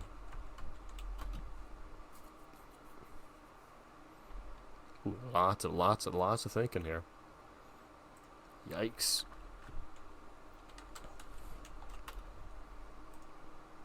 $11 seconds. Yeah, I can see why it's unhappy with that. Huh. So 11 seconds, not cool. I mean, let's just take out this one here, since this is our smaller case, and just see my inputs and outputs. I just want to see, because I know recursive is more expensive, so we know those three are the same. I guess those things are only changing, so quacka time. Because if I ever see two inputs repeat themselves, then I can easily memorize that. Okay, so no, nothing yet. Wait, 2 2. Yep, 2 2 5 3 4 4 5 5. Oh, I already see some inputs being repeated. So right here. No, it's gone. Okay. Basically, the function was called the exact same parameters twice. So, which means, I mean, I know the real solutions like dynamic programming or whatever, but I'm not about to do that. But in this case, it means we can do some caching or some memoization, which means a little bit of nesting, which never hurt no one. So let's leave that there. Function cur. And yeah, so we're not doing it here, we're doing it I1, I2. So yeah, we're not recursively calling ourselves anymore. We're recursively calling this cool thing. So return recur 0 0. We shove this logic into here. Right, so yeah, I know this ain't working yet, but yeah, we don't call it isInterleave, we call it recur. And the logic is that when we get the value, const result equals this, we now save the result. So const cache equals a boring old object. Although we're fighting the clock, so we should probably use a map. And what are the limits of our lovely strings? So 100. Okay, so fun fact, if you want to store two numeric values conjoined together, you can always multiply the first one by the limit and then add the second one. Or you can do some weird string logic. Let's just use that. Copilot gave it to us. And return result. And now, sure, I think this is a cheap operation. We'll just keep it like that. We'll check. Nope, you're not trying it. If cache.has, thank you, Copilot, you did different code. So if it has this key, then get this key back out. So this is basic caching. We got a little bit of a, oh yeah, those parameters are wrong. Yeah, okay, so that's running. Easy. Let's see if this code wants to run. Ooh, look at that. 2 milliseconds. From 11 seconds to 2 milliseconds. I think this might be enough to pass. So let's actually decomment the rest of them. Make sure the code still works. Yep, but all the equal signs are looking good. I would like, so string interpolation ain't free. I think it's cheaper to do the math. So it's I1 time, well, plus 100. No, wait a minute. 1 plus 100 plus I2. I'm trying to remember how that coordinate math works. False equals true. Not that way, apparently. Maybe it's times. True, false, true, true, false. And if the math is wrong, I can just use the string interpolation, I guess. That's the key. Might as well save it a little bit of math and use the same key 3 times. Loving that. Loving that. Okay, this is it. From 11 seconds to 2 milliseconds. Hopefully that's enough to get us through. Let's remember to use our example cases. Easy. Now for the big one. Hey Jim, how's it going? We're over here doing the leak code of the day. Think we just finished it with our little bit of caching and memoization. Yeah, it's the leak code of the day for interleaving string. We ran a brute, and a brute works. It just takes 11 seconds to run some solutions. Whew. And this one took a whopping 100 milliseconds. So I think we finished it. Oh, boom! Finished. Faster than 88%. Wow, like I'm actually kind of proud of it. I guess this wasn't a dynamic programming solution, y'all. It just felt like it. But yeah, to catch you up real quick, Jim. Basically, you're given 3 strings, and you're supposed to return if the third string was created by interleaving characters of the first 2 strings. Submit again. Why submit again? Take a break. Thank you, Roger G. I will take a break. Oh yeah, the runtime thing always changes. I kind of know that. I mean, yeah. Look, no. Nope. I didn't have that. It's not. I'm gonna be proud of it. Look at my 88. Look, this is what I got. I didn't get the other number. Yeah, I know, but it's nice to see. Numbers look nice. Very much X-Metrics, yeah. But it's nice to see. And yeah, we will be taking that break.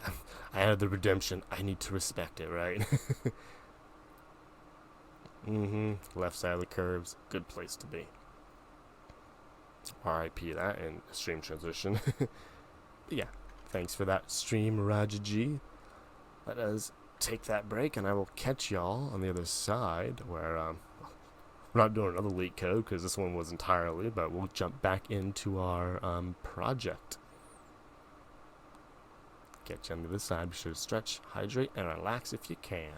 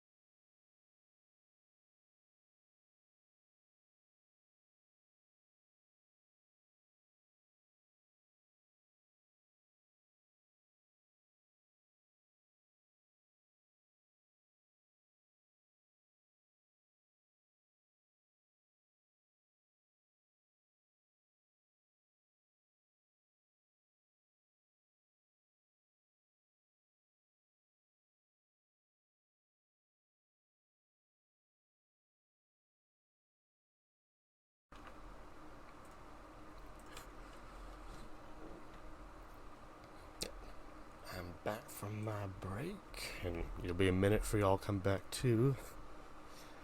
And yeah, Leonhard Euler, correct me if I'm saying that thing wrong, but yeah, our current project is my Always Lurking program, which you'll see in like 60 seconds. But it allows you to watch multiple Twitch streams at once. That's about it, I guess. I mean, lets you see chat and other cool stuff, but that's the project of the day. And yeah, Jim, is there a Node.js array to string function? So, might as well come back from break. We are here. I'll show you how that one works. Essentially, Node.js join. It's not really a Node.js, to be honest. It's just a JavaScript method, so part of the ECMAScript standard, not specific to Node. Yep, Xmetric, you beat me to it. It is the join method. So have an array, you join it, you can pass it what string you want to join by. Yep. Join comma to get it, or join space to join it with nothing. But if you want array just to string, it would be join empty string. Yep, Xmetric, beat me to it. Yeah, that's probably what you're looking for there, Jim. Don't think there's any other way to really do it. Join's the way I've always used.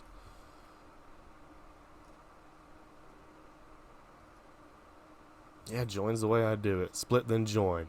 Yeah, if you want to go from string to array, then string, like maybe to sort or something.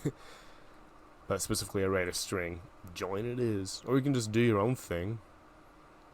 Yeah, toString gives you the commas. But if you want commas, then go for it, right? Depends on what you want. What do you really want? Yeah, Jim. Join is probably your way. Let me think. What's in this file? Not that file. Goodbye, VS Code. Oh, maybe I needed that VS Code. Oh yes, Xmetrics. That's exactly the solution we should all be using. But what if my array already had commas in it? What am I to do then, Xmetrics? just join. It's what it's there for. Would I say I have opinions? Everyone's got opinions. El Roberto, thanks for coming by the way. Your Thursday's going well. Okay, hit me. I'll give you my opinions, be them good or bad, reasonable or unreasonable. Let's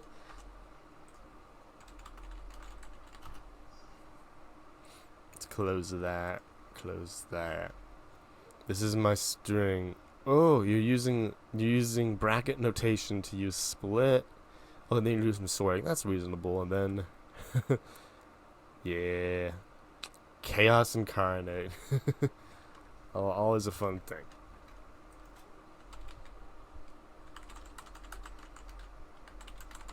Let's actually check out the current. So, because I kind of pushed this, and yikes. Okay, we're about to figure that one out, folks. We're doing debugging now. Push. I don't think there are any credentials in here. Yeah, y'all can't see my password, and y'all already knew the IP address. Yes, Apache was down. My server's on fire. We're gonna fix it, Xmetrics. Don't worry. This is a very bad habit for me. I push and then I don't see why things are broken. Holy hell. Yeah, it's a little bit on fire. It's okay. We'll see why in a moment. Apache in front. What is Nginx? Is that the hip thing? Is that what we're all supposed to be using? Yikes. Okay, so, stop. Okay, so let's solve Roberto's, because that seems like, oh, really? Oh, okay. I guess I'll update eventually. It came with the box, like, because, like, the box I'm paying for is, like, $12 a year or whatever, so it kind of, like, just came with the box. Apache was already here, so that was good enough.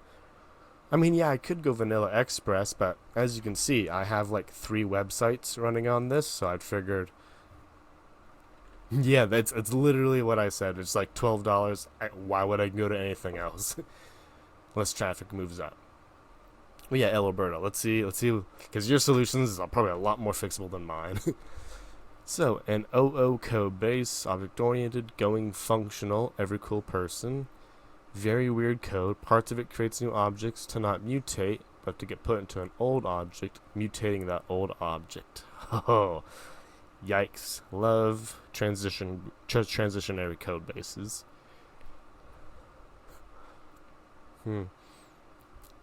Yeah, so you because the old one has, let me read this. Big object has a list. Sort that list. I can sort it in place. Don't like mutation. New Bell sorter list. Then I put that list into the old object. Kind of pointless, huh? Reading on the surface, yeah, it does kind of sound a bit pointless.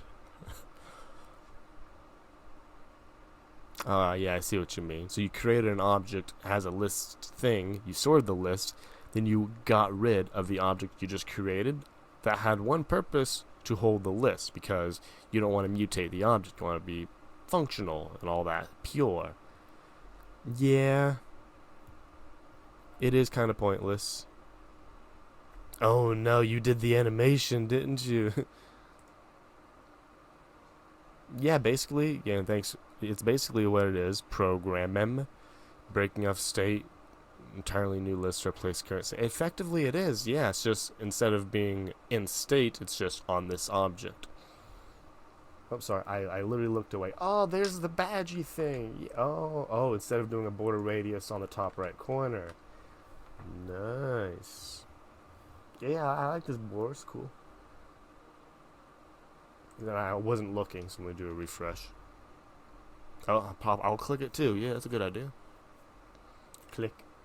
Oh, look at that. Fancy. Oh, you see, it's like, technically I could have thought of this, but my brain does not creatively get wired into that, you know? So yeah, it's awesome. It animates when you have one, but then when you don't, poof. That is lovely there, Xmetrics. As soon as I fix it, I'll use that, and oh yeah, I'll be sure to credit you in it too. That is beautiful styles. What is this? Oh, this is Sass, Pug, JS. Has count. Yeah, cool. Beautiful. And the green should stick around however you want. No, I'm gonna do it. Oh yeah, I see the border. The border is dependent on the has count. Yeah, that's definitely a good one there, Xmetrics. And hey, thanks for coming by. Just another grats. I appreciate it. Yeah, Mind Wolf's got some cool streams for sure. I'm not as fluent with my words, but can't figure it out. We'll figure it out together, right? We'll just less educative, more demonstrative over here. Sorry, how like Redux. Yeah, it could be program. That could be the pattern or the strategy they're subscribing to, which in that pattern doesn't make it pointless. Yeah, Robodom CodePen, it's the way to share. I think it's broken. Yeah, it's broken, Metrics. We get in there. Yeah, Jim, that was a good stream for sure. So let's figure out why it's broken. We have some logic here. So, undefined stream offline. So this is the error. We need to figure out what the error is about, though. So let's see if we can replicate this locally. Yeah, Robodom. I mean, we don't use it too much modernly, do we? It's supposed to re-trigger the animation every time the count updates. Okay. So when the count updates, remove and add. Okay, yeah. So I think I see what you're going for. It's the. Okay, I think I see the goal a little bit. So I'm on Firefox. Let me go to Chrome real quick, because I know that's where. The internet only loves Chrome. No one cares if anything works on Firefox. It ain't your fault, though. Let's see if this thing's work. Oh, come on. How much did you randomize? Huh? That's really hard to tell, my eyes. It might be working. I'm using Opera.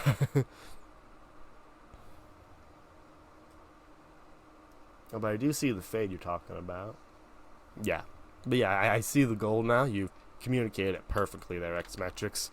We got a list of things that need fixing, though, apparently. So we gotta fix this, this error before we move on to that error. Or onto that cool feature. So let's see what's going on. Crash, fire, burn. Okay, so there's a lot of stuff this app does on startup. Apparently, it can't do all of its things. So undefined, stream online. So someone is supposed to be online, and it ain't working. Hey, yeah, I don't know if it's that, Opera. So it's something with parentheses. So parentheses, tilde, curlies. There it goes. So it's one of these. Here it is. Username has went event. So undefined has went online. So notification. So I'm receiving a notification. That's weird. I literally shouldn't be able to receive a notification on the dev environment, but whatever. And this is specifically a startup event. I have another one. This is under the startup though. And created, so okay, somewhere it is startup. Now, one of y'all are failing me. Let's see how far we made it. So loaded, UIDs, populating, UID missing, populated, getting online. 4 subscriptions need creation. Aha, okay. So we went and we created 4 subscriptions. Okay, there we go. Create new subscriptions. There we go. Label, UID. Okay, who needs subscriptions? Actually, let's just console log all of them. I don't know what went wrong, but something went wrong. So, run div. Let's close this while we're here. Close, I say.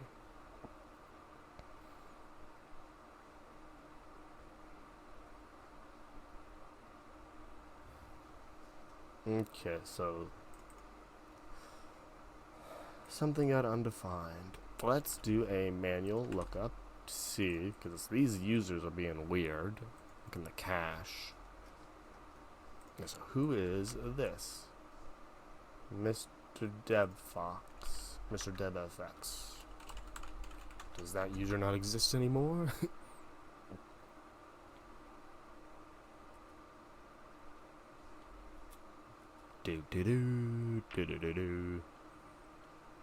Wait, speaking of,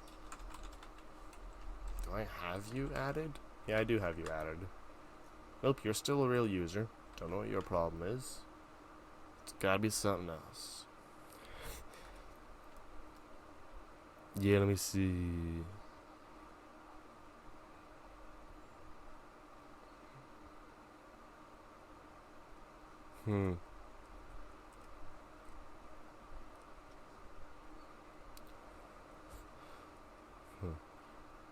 Yeah, I haven't used Redux in a while, so maybe, yeah, I don't think my expertise is there. Easy fix UID? Hey, I mean, that would do it, but at some point it became undefined. So yeah, that would be a patch X metrics. That won't be a solution. That'll be a patch. There's still an underlying issue somewhere in here. Because create needed subscriptions is triggered by somewhere over here. Which means if we are creating needed subscriptions, then something says we needed subscriptions. And if we needed to create some, it means we are missing some. A $40 an hour solution. Yeah. Extend the timer. It's negative. Oops.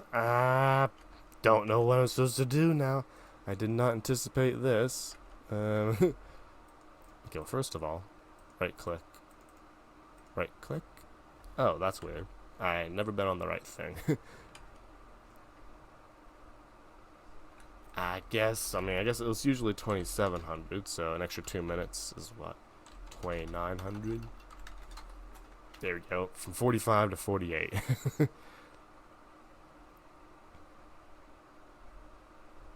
Go negative. But we're already negative. I don't know, I didn't plan for this. Okay, let's see what's going on here. So, I have to read now. I don't like reading. Thinking about how data senses, that's about it, right? Games metrics. Like, what happened to the past? Who was in the past? Okay, so we're going through all of our subscriptions, and we're getting reasons. If delete reasons length, obsolete, needed, push. Here we go, UID is undefined. Which means UIDs is failing. Collect subscription changes. Which means we go back to index. True, false, or both. We'll never know, will we? So it's console log. So one of these lookups is failing, right? So console log, and we're just going to return because we don't want any of this happening. So you map every username to the UID it's supposed to exist as, but in addition, keep the username. So we can see who is the bad username. But to name and shame someone. You know, Xmetric, there is a code war that makes it so, like, when you measure like when you check what a value is, it automatically flips it off. So if you check if something, and if it's true, the next time you check it, it becomes false. That's a fun code war. Oh, digital data 0 is undefined. What the? Okay, well, that's the first thing that's wrong. Second thing is wrong is I can't read this. I literally can't read this. I got too many usernames. I'm monitoring too many people. Well, let's first go check them out. Simply observing it. Yeah. Twitch TV. For those who don't know, Digital Data is a pretty cool streamer, though apparently they don't exist. I don't know. Ooh, they don't exist. Huh. So this is a fun fact. Yeah.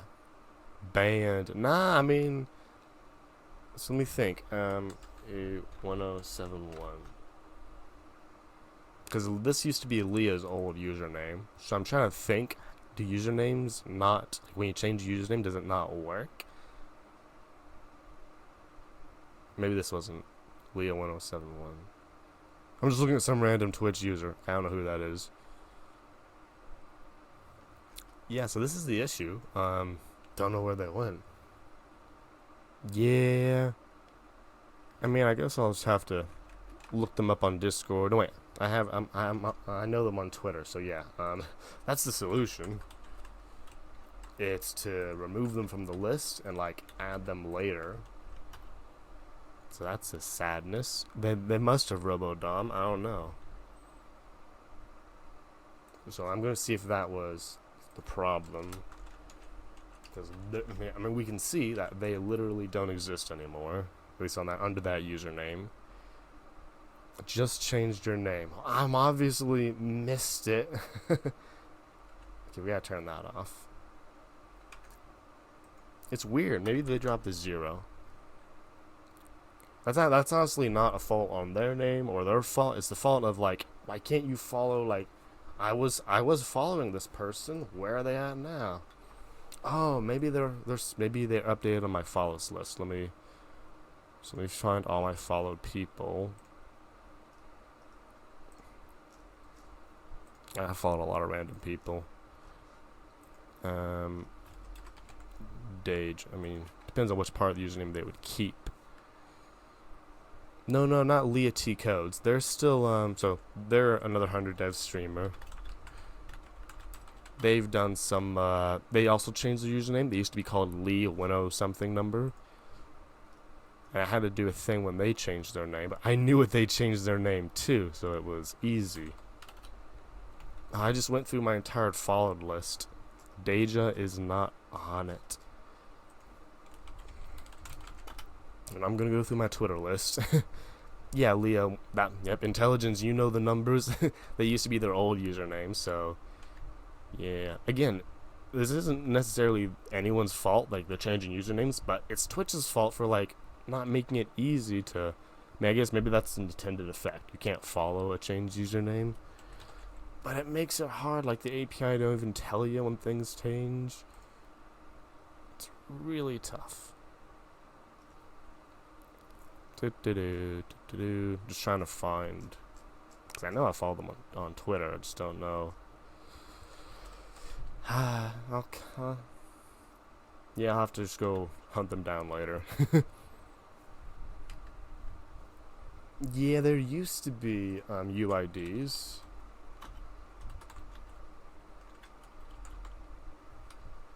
Wait a minute. Yeah, let me actually. So yeah, you're right. UID should be the solution. VI always. Maybe I can look in the old UID cache. Come on, always lurking. Get in there. Cache UIDs.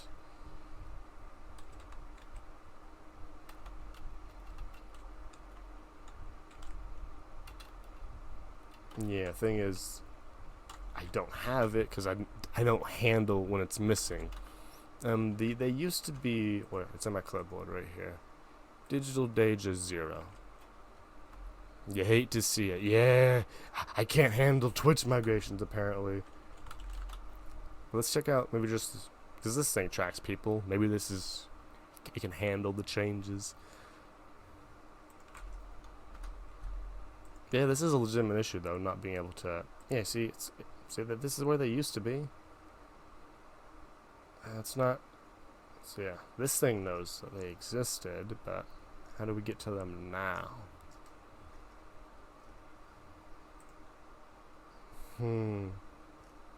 Maybe it ain't possible.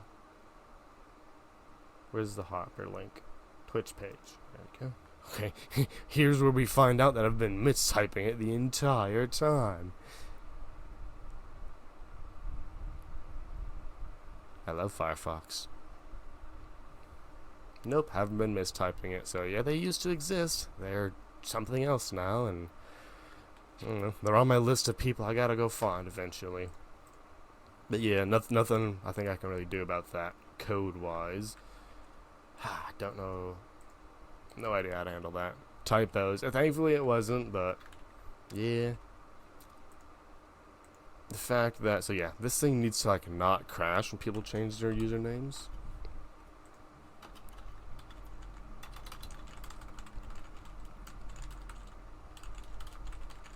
So yeah, it needs to do that. Yeah, you're not wrong. You are not wrong at all there, programming. I mean, I think everyone kind of agrees that it's not the best it can be. I'm happy that it is what it is, but you know, that's why folks like Finite Singularity and stuff are building the Twitch API unifier to like try and fix and unify some of these things. But yeah, you're not wrong. You're not wrong. Okay, so we fixed that. So the issue was with the groups. So I should only be able to need to push the groups. TAU. Yeah, I should add a link like that. Actually can in like a few moments. Oh, did Raja G, did you go and find them for us? Okay, so hold on. Goldfish memory. I'm getting there, folks. There we go. So yeah, those who don't know, Finite Singularity builds this cool thing called Tau. Oh, I'm actually interested if Raja G, if you went and found them. If you don't mind sharing, did you use Twitch or were you able to just sleuth through the Twitter and all that? The Finder. Hey, we found them. We found you. You're back on the list. Let me get you on the list. Good variety too. Yeah. Control Z. There you go.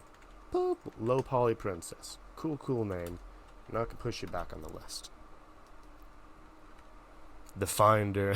He's got a list. Checking it twice. The list. Yeah, I know. For sure. Yeah, I haven't gotten into it yet. Okay, I'll lie. I have tried to get into Tau. I'm just not smart enough to figure out how to use it. Like, I figured it out, but I don't know. Like, I connect and I follow the things, and it doesn't do what the guy says it's supposed to do, so I'm just not good at it. But eventually I'm going to get more into Tau. But yeah, Tau link. Come on.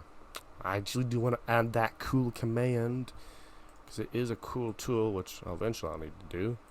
So I'm gonna add the cool one. So what is it? Okay, keep your secrets, Roger G. That's how you're gonna get hired, right? Those are one of your skills. I can reverse engineer. Oh, really? Oh, small world.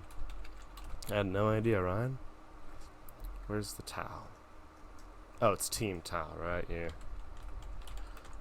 Trying to find a link out here. There we go. Twitch API Unify. Cool little thing. Add command. Let me see. I'm trying to remember how this thing works now. It's that and that.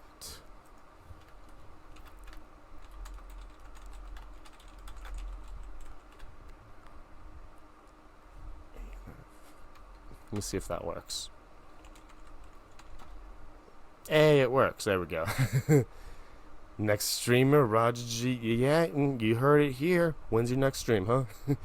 And hey, Devil Services, thanks for coming on by. I don't think I don't remember you. Yeah, over there in my stream, making out from Tilo. I forgot names. Bad at names, but hey, thanks for coming on by. Hope your Thursday's been going well. We're over here complaining about the Twitch API. That's literally all we were doing, but now we're being productive because Roger G went and found a missing username. Let's see if it's still broken, though. Hey, it's not broken. The web request can't come in. Yeah, whoa, dude, that's literally my exact issue, too. Like, I went through the docs, and I'm literally, like, other people, like, Tech Girl and Paula Pollerin, they figured out how to went through it. I'm going through the chat. I'm like, okay, what command did they run? I'll run the exact same command. And I'm like, I did the same thing. What have I done wrong? Yeah, I mean, you know, it helps eventually. It can be helpful, right? Programming. Yeah, but now we're moving on to the fun part. Literally a quarter through the session. We got nothing done, but we're going to get something done, I promise. There we go. Hey, oh, nice to hear it, Devil Services. Yeah. We're over here. Well, we were over here. More things are broken. NPM. Hide. Secrets. ENV. We were like so close. I'll show it off in a second. The fun part. Let's go. Yeah, the fun part. Where we can start our back end. So our front has something to connect to. And we can implement Xmetrics cool fancy CSS, so we connect to people, and there it is. Okay, this is working. Oh no, I broke chat at some point. Oh, because none selected. Yep, so we select a person, we get this thing here, and this works lovely. Time to implement your CSS, or at least some parts of it. Wow, that's not how we zoom in on this platform. You know, as cool as this HTML is, I don't think I need to look at it. It's very cool. I don't need to see it, though. Yeah, I mean, I imagine that process is going to be a long one there, Devil Services. Okay, so let's kind of just... I love me a good fade. Border, yeah. Okay, so let's just kind of start migrating your cool CSS over into my lovely monstrosity we got here. Sorry. So firstly, let me look at this thing out here. There we go. Border is 50 with border flex justify. Okay, so this is all cool here. Ooh, a size of contain. I didn't do that. I might want to do that. Let's see. I love the text. So I'm going to take the text. Where did I do this? Here's the text. Boop. Oh, yeah, I forgot SCSS doesn't require semicolons. So you see how well that makes it look? Yeah, that's right. That's the only HTML I need. This is very useful, but I can't see when people are chatting, so time to jump on the more popular chats. Apparently I lost a gap. It's okay, I'll figure that out later. Good internet. Okay, it handled, and now... There we go. Okay, we got a 1. I love to see the 1s. That font does look lovely. Thanks for that one, Xmetrics. Yep, I'm loving that size of font. Now let's put it in the right place. So chat count, so has border top radius, so that's the cool part. So this will be when it has a count, which is technically when it exists. So yeah, I'll implement that in JavaScript to make sure. There we go. So data selected, good. Actually, I'm trying to think. Yeah, use background, which is cool. I'll let me a background. I think I need to apply it to the image, so that's where my... Yeah, I'll just have two of them, you know. On the button, that's... Oh, I got data selected here. Let's shove it up here. Data has count. I think that's how it works. I'll convert this to a boolean. Pew pew. There we go. And then when my li has a count, so it's basically this logic here. Data has count equals true. Let's just go something crazy, just for a sign of life. Poof. Gotta update that too. I have to look at the right page. Sadness. Okay. Forgot what I did. Nope, there it is. Impatientness. That's all. So when I get the count, it turns red, which means CSS is alive. Let's find the good stuff. So we say border top right is 5 pixels. Yeah, I guess that's it. Now, we're not doing this to the span because mine is weird. I don't think we need important. At least I don't. We are applying this to the image. Who has the border radius? The image. Yeah. These will need to be together, kinda. Over here. Try to keep stuff at least where it's supposed to be.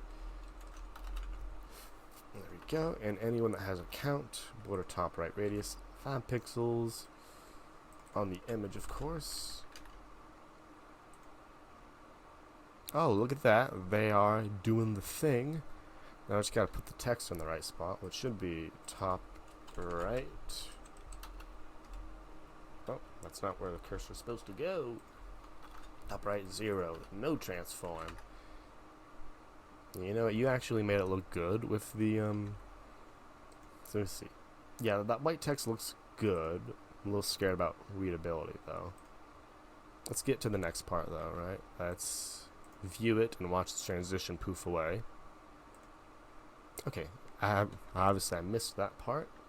Because that's a fade, isn't it? Yeah, fade. No, that is for the number. That's a different thing. Chat count. So it's this thing that I need to transition my border top right radius. Which means the image needs the transition of all 0.5. I like my long transitions. Yeah, text is weirdly placed, but we fix. Boom. Oh, loving that. Poof, poof. Hey, welcome back there, services. Yeah, I guess we don't need to ask who let the dogs out, do we, folks? Nope, Mewtwo is offline. Why? This thing's just on fire everywhere, ain't it, folks? Am I using SCSS without the SCSS extension? Yeah, I'm trying to think thoughts. So yeah, Xmetrics wrote this cool SCSS stuff. I'm not using it though, so I'm just using boring CSS. So I'm using normal CSS, no extension. Bottom, left, right. Hold on. Bottom, left, right. I know you're trying to help me here. But yeah, Primogen, pretty cool folk. Sorry. Okay, so we have the button, we have the span. Absolute right 0 is a little bit too much to the right because maybe I should go for background because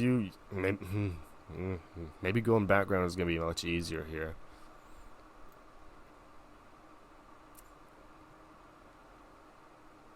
And that's not my responsibility, services, you know. I did not do that. It's just how it wants to work out, apparently. You know what? I think I'm gonna go for the background approach that you did. Twitch being weird. Classic Twitch. Okay, so I'm going full background. I think I can just do that on the button. So a little bit of redesign because this is like the third time I've ran into some weird CSS alignment issue. So goodbye there. Alt username. Let's go ahead and add all those fun things there. We can add a custom variable. Don't know why you're angry there. Let's see exactly how you did it. Draggy. Circle chat count 0. Loving that. Components, please. I don't need a component yet. But yeah, I know this is very bad React code. Holy please components. I can componentize it after I have it working, right? Gotta write bad code before we write good code. But yeah, I know. Probably should.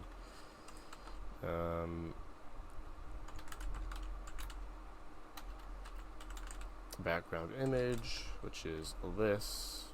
Well, what's it as? Right here. As CSS properties. There we go. Oh, lovely. Absolutely disgusting, I know. The great thing about this span is that it's conditional text now. It's not conditional whatever. It makes it a little easier. I might need a span. Let's leave it a span. Hey, Ryan, of course, yeah. I'll catch you then. For 5. I mean, I'm going to be on for one more hour, but yeah, I'll be in Rufio's chat because they're going to stream in about an hour, so I'll see you over there.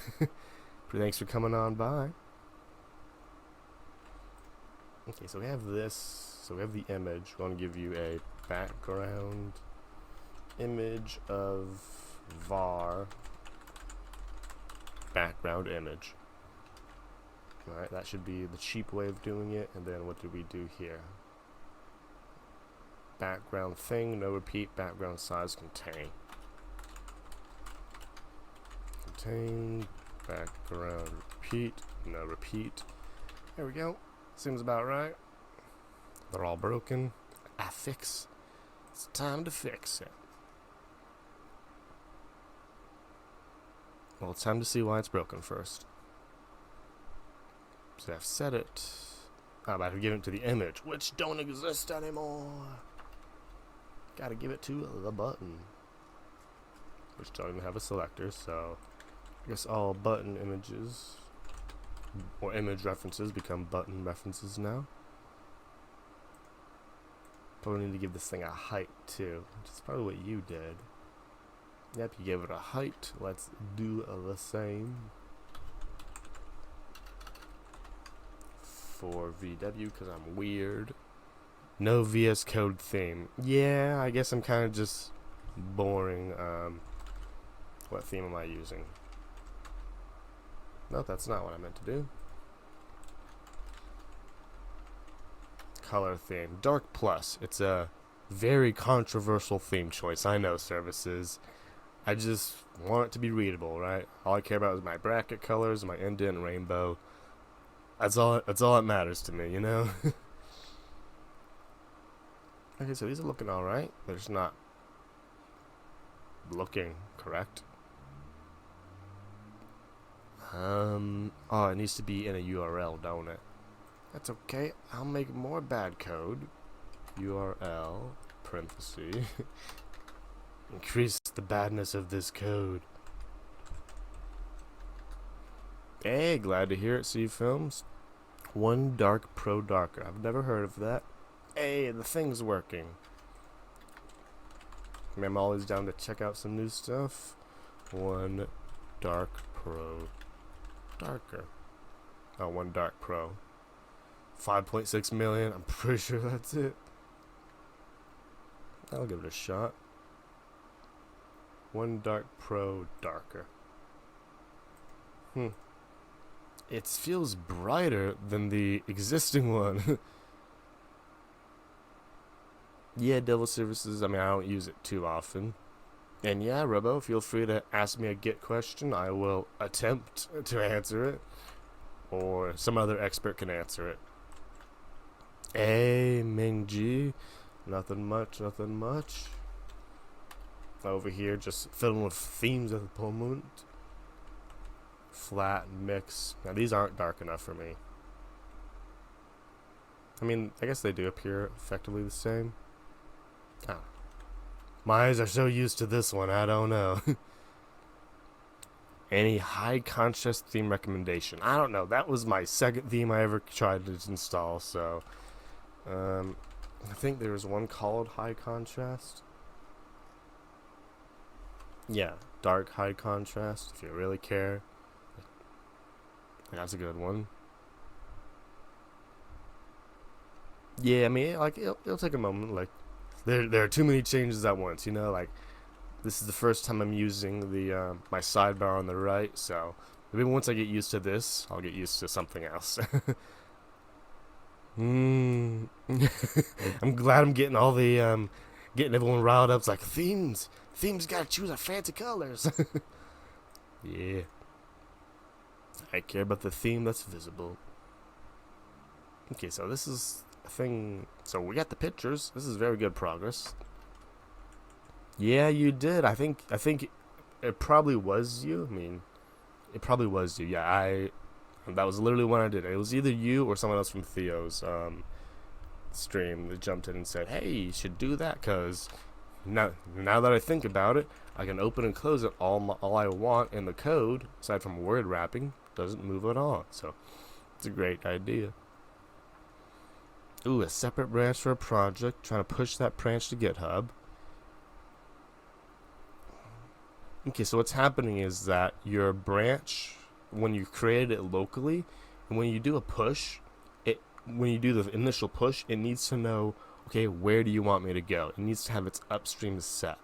So once you initially set its upstream with that set upstream origin branch name, it will then know when you use the short git push, it will automatically remember, oh, I know what upstream you want this to go. I know where you want to go. So until you do that initially for every new branch, it doesn't know where to go. I was in a Mindwolf stream services. Get remote add origin. Yeah, that's to know. That's basically alias the origin to a place, but that doesn't tell where the branch to go. And let me think. You got a code pin over here. Let's see what this code pin is. The Galaxy Institute of Travel? I have never heard of it. See films. Tell me how you feel about it, and I'll just take your opinion on it. Ooh, bottom left counter. Cool. I mean, I think the top right one was pretty good. Unless this is doing something else. Yeah, I mean, I mean, it's effectively just the other corner. It's not necessarily the corner that's about messing me up. It's me failing to style stuff. Oh, or did you, yeah, we're still using background. So you flip the corner, which is cool, but I gotta figure out. Oh, is my button not position relative? It's my button, isn't it? One of these things. There it is. I found it. Chad. Nope, it's gone. Failing to style. Do that all. I do that all the time. So I gave the position relative. I mean, I need. Might as well drag all this down here, right? Yeah. There they are. Now they're all in the right corner. Beautiful. Oh, the routes you've done so far, we'll check them out.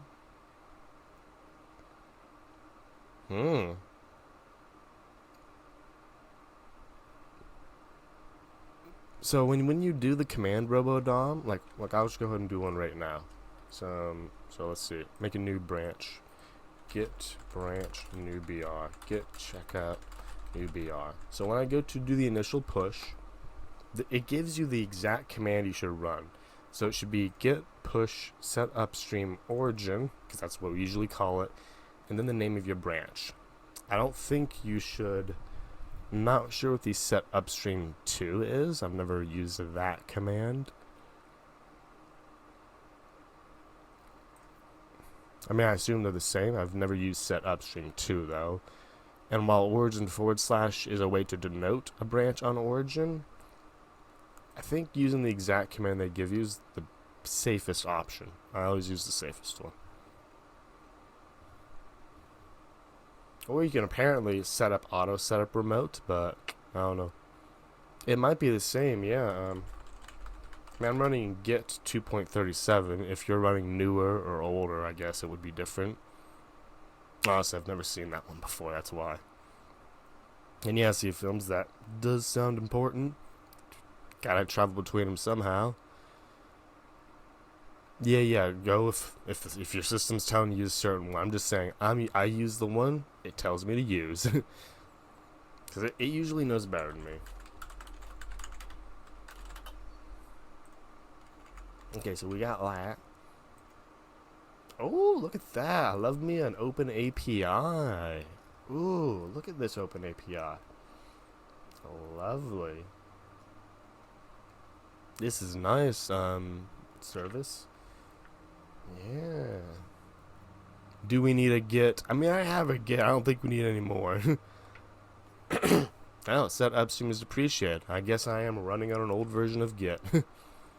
Machine know better? I mean, you are the machine, eh? How old am I?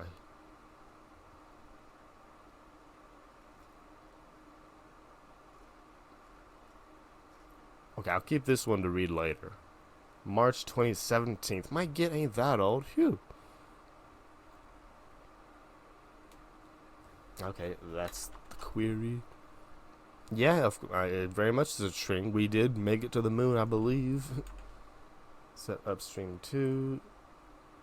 Git branch, set upstream 2. Oh, you can specifically set it to a branch before the push. Yeah. The more you know. Oh yeah, this part you mean. Yeah, where it says this is appreciated. I mean, my systems tell, no, you read it right, services. Apparently, setting it during Git push is the depreciated set upstream. I'm just running an old version of Git. But yeah, thanks for Git latest version. Let's see, films 2.37. Oh, I thought I just read that. Huh. Push.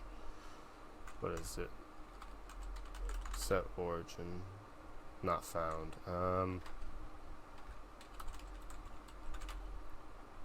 Upstream. I mean, yeah, my docs literally don't have the new one, you know? I literally only have set upstream, not set upstream 2. So I guess I'm really that outdated. I don't know. Well, I looked in push, not... But it also didn't mention depreciation in the doc, so, like... I'm on an old version. I'll get there eventually, but yeah, just use whatever the machine tells you to, right? Yeah, this is a cool open API. I mean, to quotes. Watch me type this wrong. Yeah, I recently experimented with some open API stuff with my quotes API over here. You can enter a query and it'll just spit out who said that quote when and all that stuff, but more importantly, I implemented it as an open API. So yeah, I got a little Swagger UI experience. Not too crazy. Yeah, that's true. Services don't use the raw commands too often, that's for sure.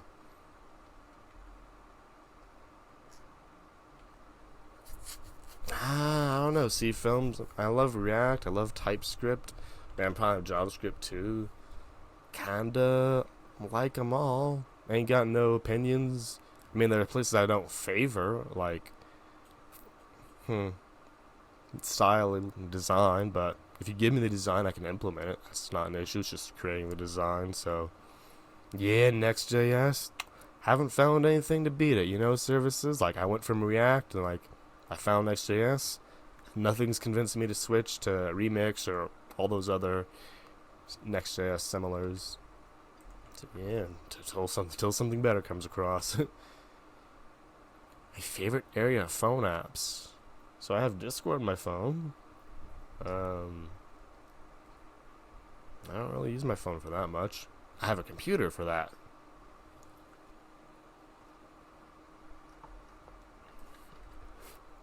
Okay, we're almost here with this styling.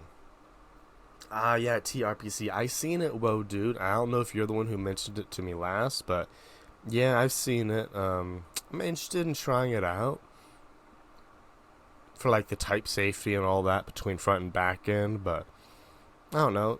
Like, yeah, the duplication, it's an annoying thing to do, like manually to the duplication, but it's not really destroying my life, you know? It's not what I'm like, darn, my life would be perfect if it weren't for this duplication of types and security between the front and back end. Like, it's not the thing at the top of my list.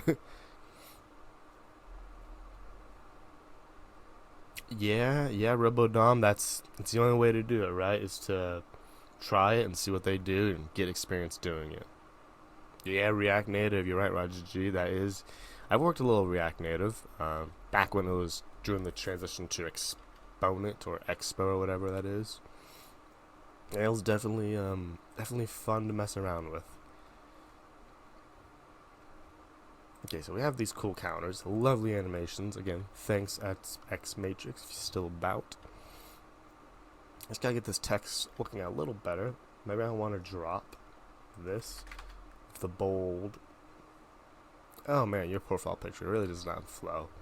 So I know there's a text shadow away, right? CSS text border thing. Yeah, McFly. Yeah, I know you work with McFly. It's pretty good. CSS text. There's a snippet somewhere that everyone uses just to give yourself a thing, and I'm just gonna go copy that. Oh, is there an actual property for this? I didn't know that existed. And what do we have? Span, right? WebKit text stroke. Is this a thing?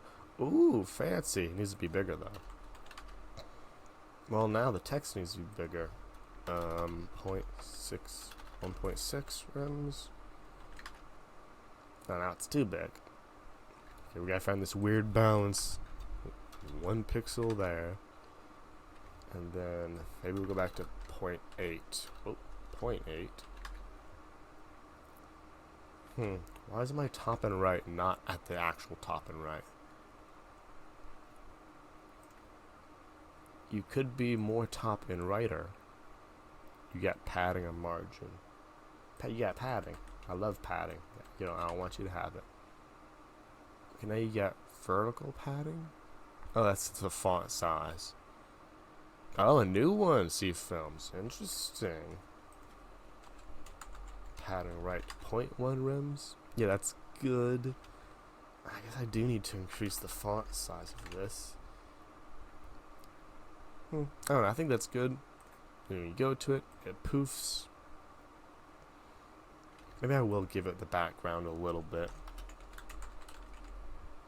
Background color, RGBA, 0.75, just a little bit.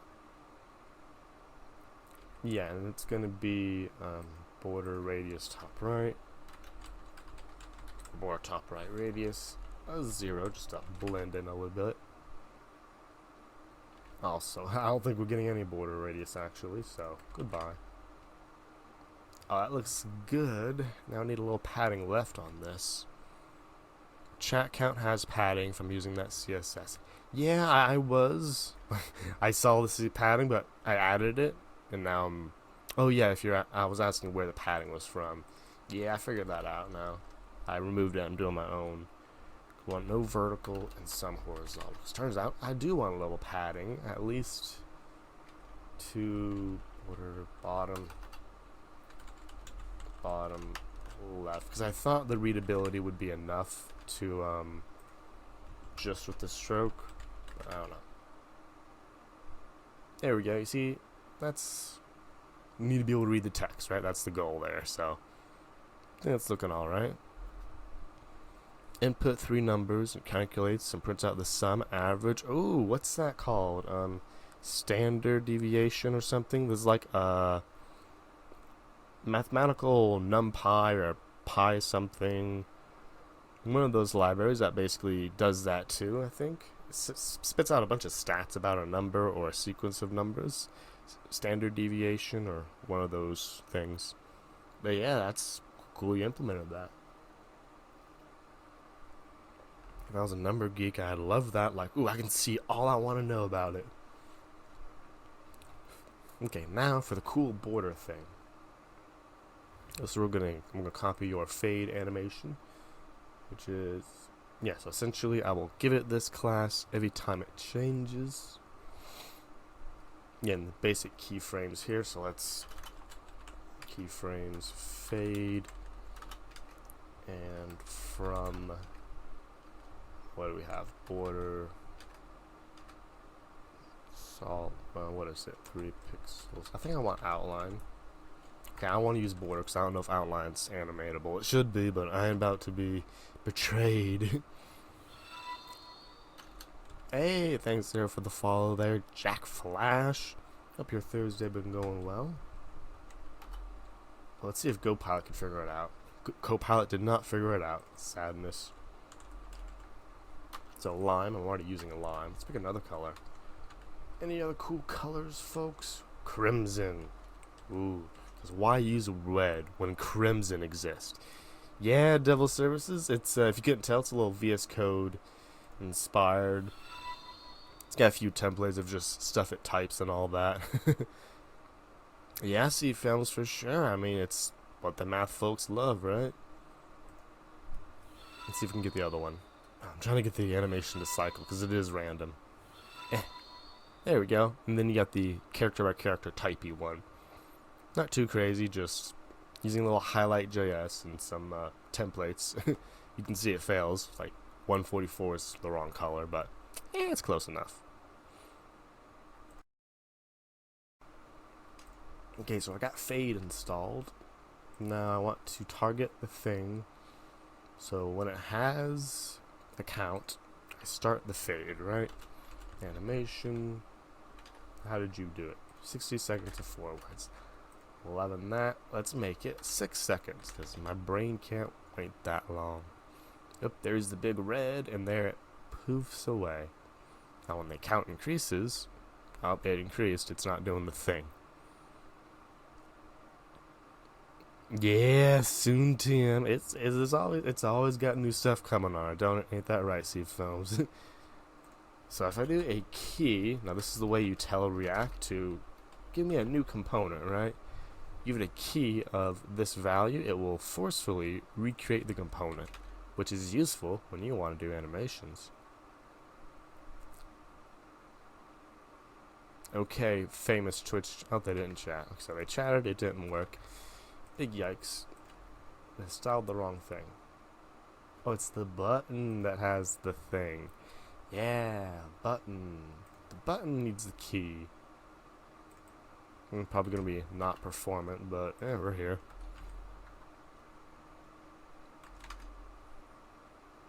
There it is. Okay, we got red. So, oh, look at this one. This one's redder than those two. Oh, there we go. Now I still see gray here, so this looks weird. TypeScript, yes, services. I'm a big TypeScript fan. Yeah, programming. I know that's the way keys meant to be used, but sometimes, like, because when I'm doing this, I'm essentially forcing it to create a new component, which is, I guess, as a byproduct, forcing the animation to restart. So I know I'm not using it maybe the most efficient way, but it's achieving the results. So I don't think this performance is going to destroy anyone's computer. Wouldn't you use state to update? Hey, congrats, RoboDom. If state changes, re-render. So that's the thing. It would change. It would cause a re-render, but then a React would see, oh, this component's the same, and it keep the exact same component. So we need to like make this. So you know how React memoizes and caches. It only updates what actually changes. When I give it a key, it makes it to be that a change, a use effect. So remember when services said I should use components? Yeah, if I used a component all those options would probably be available to me. Use effect, use state, trigger reanimation, but I'm not. So bad code results in bad code, right, folks? Bro, please, no, it's working though. Why do I need to change anything? Yeah, but it's working. It's working. Oh, technical debt.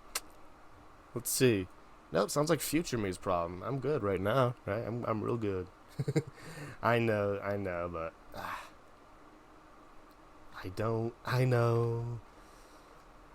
I know when I'm doing something bad. Okay, first let's switch to outline. See if we can do the outline change. I'm gonna pivot this conversation. You good until future is overwhelmed. That's right, and then that's going to be a refactoring session in which I do nothing but refactor services, right?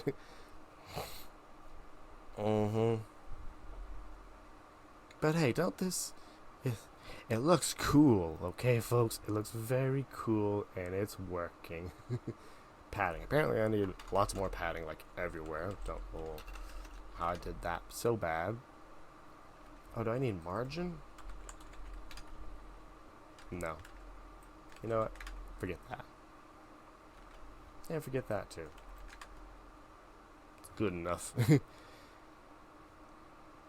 Yeah, it's most of my refactors are kind of just in bulk, not in little, which I know is not bad, but I mean it's not good for the overall, but it works. 3 pixels, 3 pixels, 3 pixels. Loving that. If someone only knew JavaScript and TypeScript, are they a double language coder? I suppose technically they would be CFilms. They're 2 different languages. One's more of a superset and all that. Yeah, programmer, it can get in your way sometimes for sure. It happens. Every tool's got its uses. Sometimes it's not as useful as it should be. Now, I set it to 6 seconds just for, giggles, but maybe, I don't know, 15 seconds. That red seems awfully angry. Any color art suggestions, folks? Hey, appreciate the lurk, RoboDom. Yeah, I'll catch you either when you get back or I'll catch you in Rufio's stream. Ooh, an aqua. Everyone loves an aqua. Aqua's a cool color. Yeah, look at an aqua. That looks more friendly. Gotta go get some sun. Yeah, you go get that sun. Oh, we need some padding around this for sure. Put in one rims a little to the right. There we go. Again, readability can be improved later. It's good for right now. I'm seeing the 1 versus 3 pixel outline. Let's fix that distinction by meeting in the middle at 2. So, love me the 3s, but we're all jumping down to 2. 2, 2, 2, 2. Lovely. Yeah, it's a 15-second thing, so yeah, you can see how popular the chats are versus you just missed one. Anyway, for that is another lovely commit, because the break do be over. It's on the right hand of my screen. I'm getting hang of this right-handed screen stuff. So yeah, what did we do? We styled. Yeah, services. Style, channel, circle, icon. I have not tried CoffeeScript there, CFilms.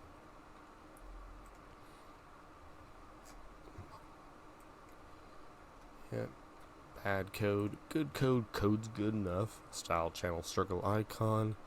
Make ourselves a lovely commit. See how this behaves. Yeah, when I'm not selecting no one, all that. Select people, it shows. Loving that.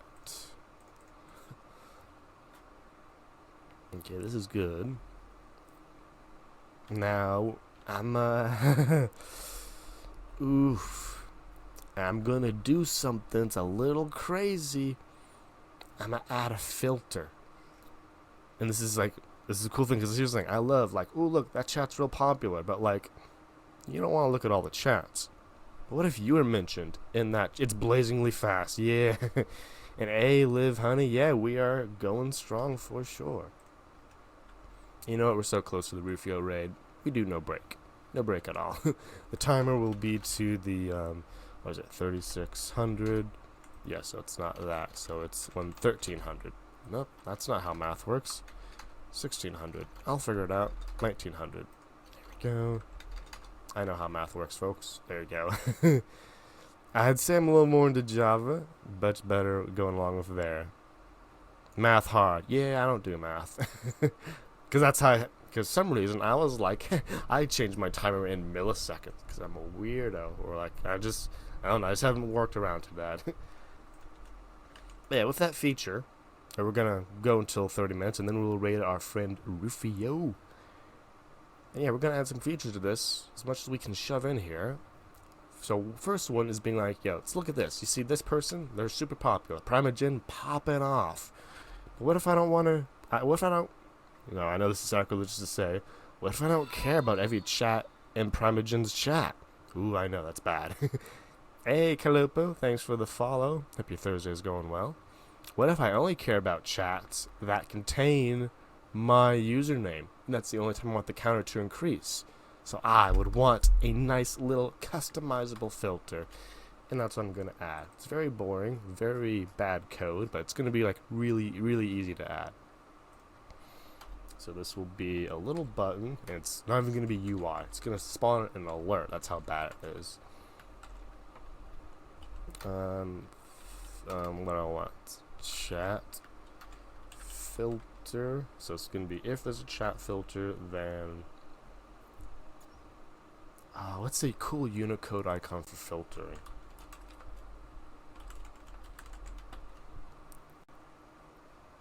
Ooh, a funnel.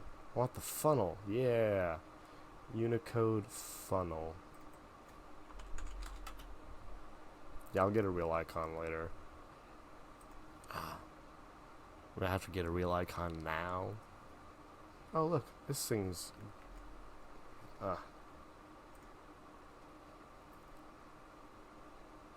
Yikes. I'll use scissors. It's good enough. There we go. And this button will be on click. This is conditional. I can't use a callback. We'll just say update chat filter. Yeah, again, very bad code. What are we getting there? Now we need the chat filter above the chat.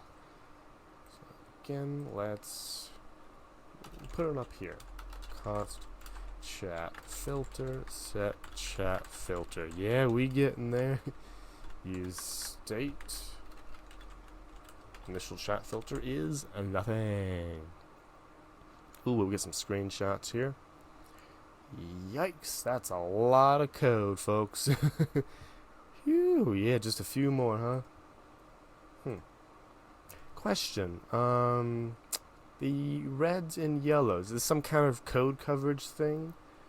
Oh, it's a complexity thing. Oh, that's cool. I heard those extensions, I never really used them. Yeah, that's pretty cool. I don't feel too bad about my code. 99, bloody hell. Interesting, yeah. I thought it was some kind of like code coverage or things, because it looks like it. Well, chat filter. We'll choose that, right? So chat filter. So I have to use JavaScript to remember, wake the goldfish up. So a string of yield stuff. Does it include an empty string? It does. Great, I can use that as a value. So if channel equals selected chat return. Oh, would you look at that? Copilot fixing me up. If the message includes the chat filter, return. It's the other way around. If it doesn't include what I'm looking for, return. So, boom. Loving that. Oh, this is literally good job, Copilot. Now I gotta add this to my dependency array. Yeah, it helps sometimes. Yeah. I mean, I only got like last week services, so I got like what, a few months before it goes paid, right? Yeah. I mean, it's useful. I don't know. I don't know if I'm gonna pay for it until like I haven't built a dependency on it. Services. It's just nice to have. It does some stuff that, for the most part, I could have done myself, but it helps. So I think C Films, if that one proposal is going through, the types syntax may get added to JavaScript, but JavaScript itself won't do TypeScript. It'll just ignore the syntax to treat them as comments, I believe. Yeah, you're not wrong, services. I had, it's a very conflicting feeling. Tab 9 free. I tried to use Tab 9 back when it came out. I'll have to try it again when Copilot, my free thing, runs out. Because back then it was very resource intensive and inaccurate. I heard it's gotten better though. I'll try it out once I see, and I'll see the comparison then, I suppose. So yeah, if message, it's not bad now. Yeah, I've heard the improvement, but like I've barely been using Copilot for 2 weeks, so I figured I'd run this for a period of time, get the feel of it, so then I can make a real comparison when I switch to Tab 9 when my free thing runs out. Oh, for sure. If types are comments in JavaScript, would I need TypeScript? So you would need TypeScript to do the actual compilation. So if I said this was a number, what JavaScript would do is it would, so if this was in JavaScript, it would remove it and be like, poop, get rid of that. But you see all this red highlighting? JavaScript would not do any checking. It would not generate the error. TypeScript would take this comment, and instead of ignoring it, it would use it. And then it would perform the checking on your actual code to make sure it's good. So JavaScript would just ditch it because it doesn't need it to run. TypeScript actually takes the comment and uses it to do stuff, do the checks. So you would still need TypeScript, but it would be easier to ship it with, I guess, zero compilation, right? Or zero interpreting.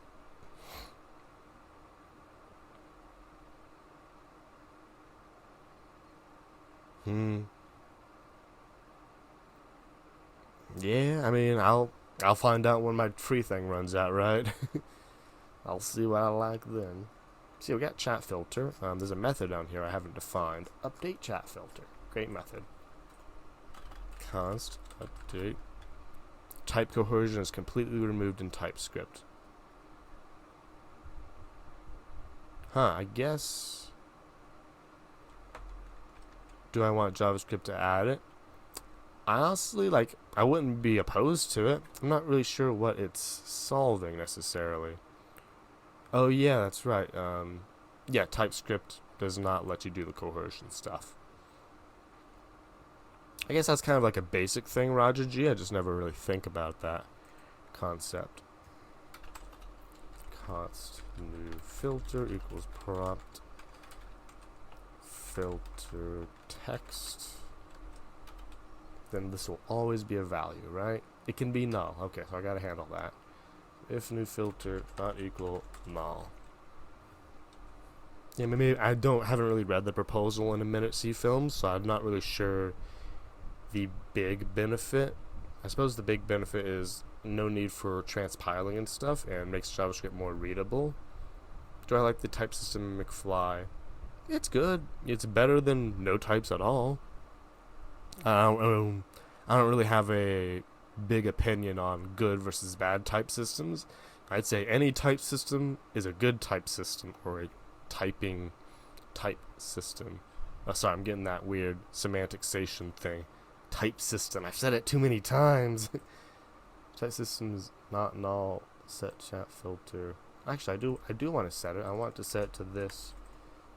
And if it's null, set it to empty string. There we go. Which means I can just inline this. Okay, I think that's what I want. It'd be weird. Add that there. Okay, let's see if this cool button is looking cool.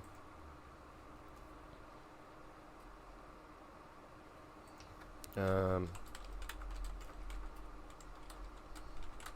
mean, I think what we're talking about services is the proposal to have it. But yeah, I'm not sure the status of the proposal, but just imagining if it went through, you know? Now, where'd my button go? There we go, pop out. So much as I love... Okay, yeah, I just wanted to make sure. Because I was thinking like, oh, what if they don't know the proposal? Yeah. I mean, Python, that's the way Python went. I don't know if you use Python. They essentially have the types as comments. Like, and if you have a thing going over it, it's red. Otherwise, they're basically stripped out. So, I mean, it's worked for them, I think. Okay, so let's see. They're chatting a lot here. This is awkward. I need to figure out how it's working, so I need to disable some of my features to test if the thing's working. So I gotta disable that. And I also gotta disable this.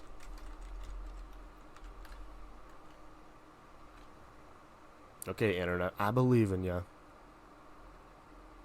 Yeah, I suppose so. It's not a direct apples to apples comparison. Okay, great. So now as I look at things, the chat do be moving. Okay, yeah. So if I say, well, first when I do the filter, everything needs to clear. So that's a fun factoid. How do I do this? I clear them all. Yeah. So on this button, I say set missed messages to none. Yeah, we're all clear now. Okay, so when I do this, it will clear. And let's go to this chat example. This is awkward. Wait a minute, hold on. Test chat, please. Ignore. This should appear. I have to log in. Great, I love this.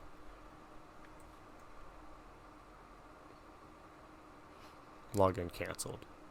I also love that. Yeah, all these embeds, all these iframes, the browser's just like, then Twitch is just like, what are you doing? Okay, so I'm back in chat, and I have, yeah, it's weird, so, test chat, please ignore, there we go, finally loaded up. Yes, just get it through. Okay, the number went up. Now if I say, I only want to listen to cat, this is really weird, dog. Hey, I got no dog, but if I say cat, the number went up. Okay, so this is the way it works. You can filter to what text you want to listen to. So now, if I do something like this, hey, yep. So if you're like in multiple chats, but you don't want to listen to anything unless, yeah, you gotta love C code working. So for example, if you only want to be notified when you've been mentioned, you can just enter your username and be like, I don't care about chat until someone mentions my name. If they mention my name, the number goes up. So boom, bada bing. It is working beautifully. Now it's only going through the text, so I guess they gotta mention you, but I think that's syntactically how Twitch IRC works. If they mention you, it'll always be in here, despite how it gets formatted. There we go. Oh, loving that feature. Then when you clear it, it's gone. I do want to add a little. Have I used Cython? I've used one of those C films. I'm trying to remember which one of these C Python things I used, because I used it to implement a method. Basically, I implemented some logic as a C module that extended it. Yeah, Jim, it's boom working. As a C module that I would call from Python, passing it data, and then I would receive data back. So I have implemented C modules, or I don't know what they're actually called anymore. I only did it once, and it was a while ago, but I used CPython or Cython or how you say that before C films. It was a pretty fun experience. It's fun to do. Gives you that performance edge if you really needed it. So I need this. I just gonna add a little cute little color, right? So if chat filter has text, we're gonna change it green or red. I don't know. Filtering will be. And what is it? Chat filter triple equals. So if it's not a blank string, that means you're doing some filtering. And we're gonna style you. We want to give you some alt. Right? We need to be this readable. Update chat filter. Do I not want alt? I don't. It's area label. Sure. Okay, great. So now we have some CSS on some data filtering thing. And since I don't care what this is, I'm just going to be like, hey, any button that has this data filtering. Ooh, go Copilot. Only went so far. Can you go the rest of the way for me, Copilot? Yeah, good Copilot. So yeah, if we are filtering, then we are red. Otherwise, we are green. I guess indicates something. Button, data filtering. Data filtering, yep, these are correct.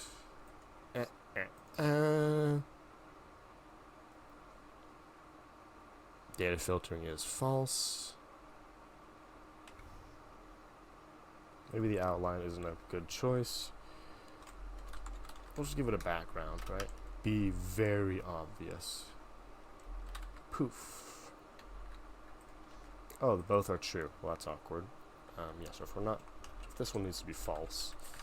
That's why it wasn't working. They were both true. That's the thing about Copilot. As fun as it is, you have to actually read the code it generates. You can't just trust it implicitly. I guess we're using border now. I'll make a 1 pixel. Why is this so tall? For the Unicode? What about the letter A? Oh, so the Unicode's making it so tall. Love to hate that.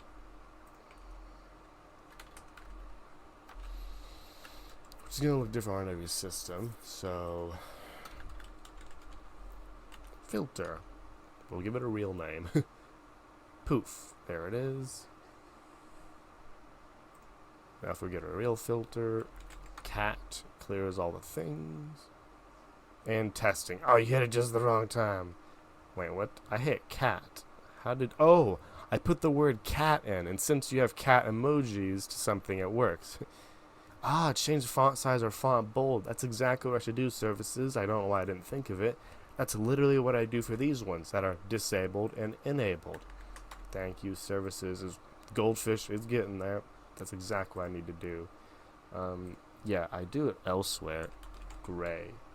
Yeah, I just go between gray and black, but right. Someone did mention before, bold is what I should be doing. So if it's not filtered, then color gray, otherwise color black. Yeah, now if we disable the filter, ooh, well, it looks like the button's disabled, but I do believe that gives more clarity than just red and green. LOL, because I cleared the filter, yeah. There we go. And yeah, this is working basically exactly as I want it. Now I don't want to lose too much here, so let's... Okay, exactly as I want. The next feature will be adding these icons on the vertical or the horizontal when in this small view. Hey, Xmetrics, you came back just in time. I implemented your thing. Would you look at that?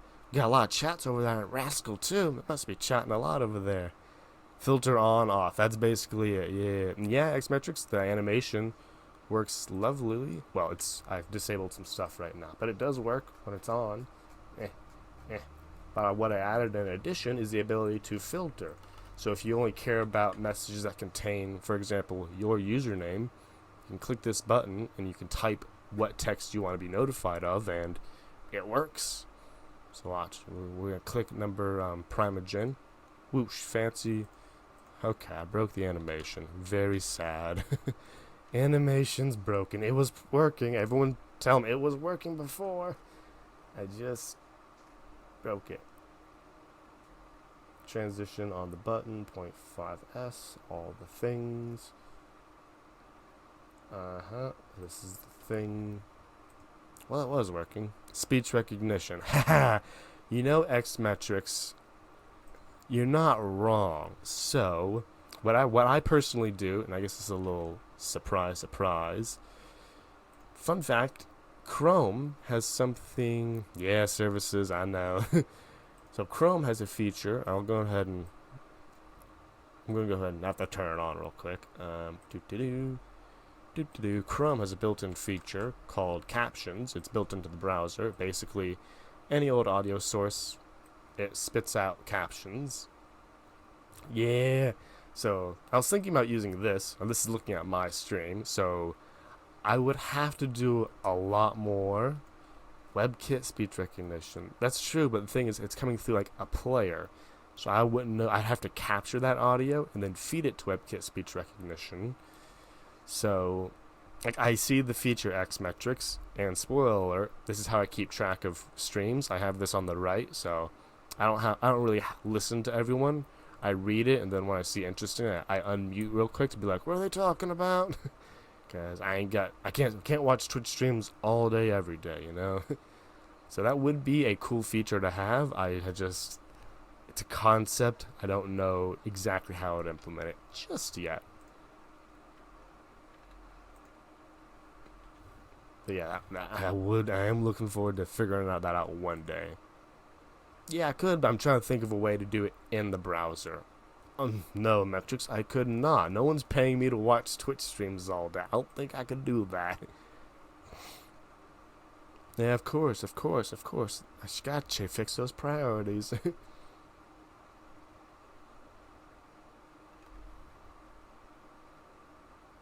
So when I click it, it becomes this, which drops off this. Transition's supposed to do all that. Poof. You know what, yeah. So the animation is working on the outline. I can see it going from gray to green very lovelily. 9 hours of Twitch. Yeah, services from Tallow or Tio to, sorry, I forgot their name, to Mayan Wolf. Yeah, Theo. There it is. I was missing one character. So close.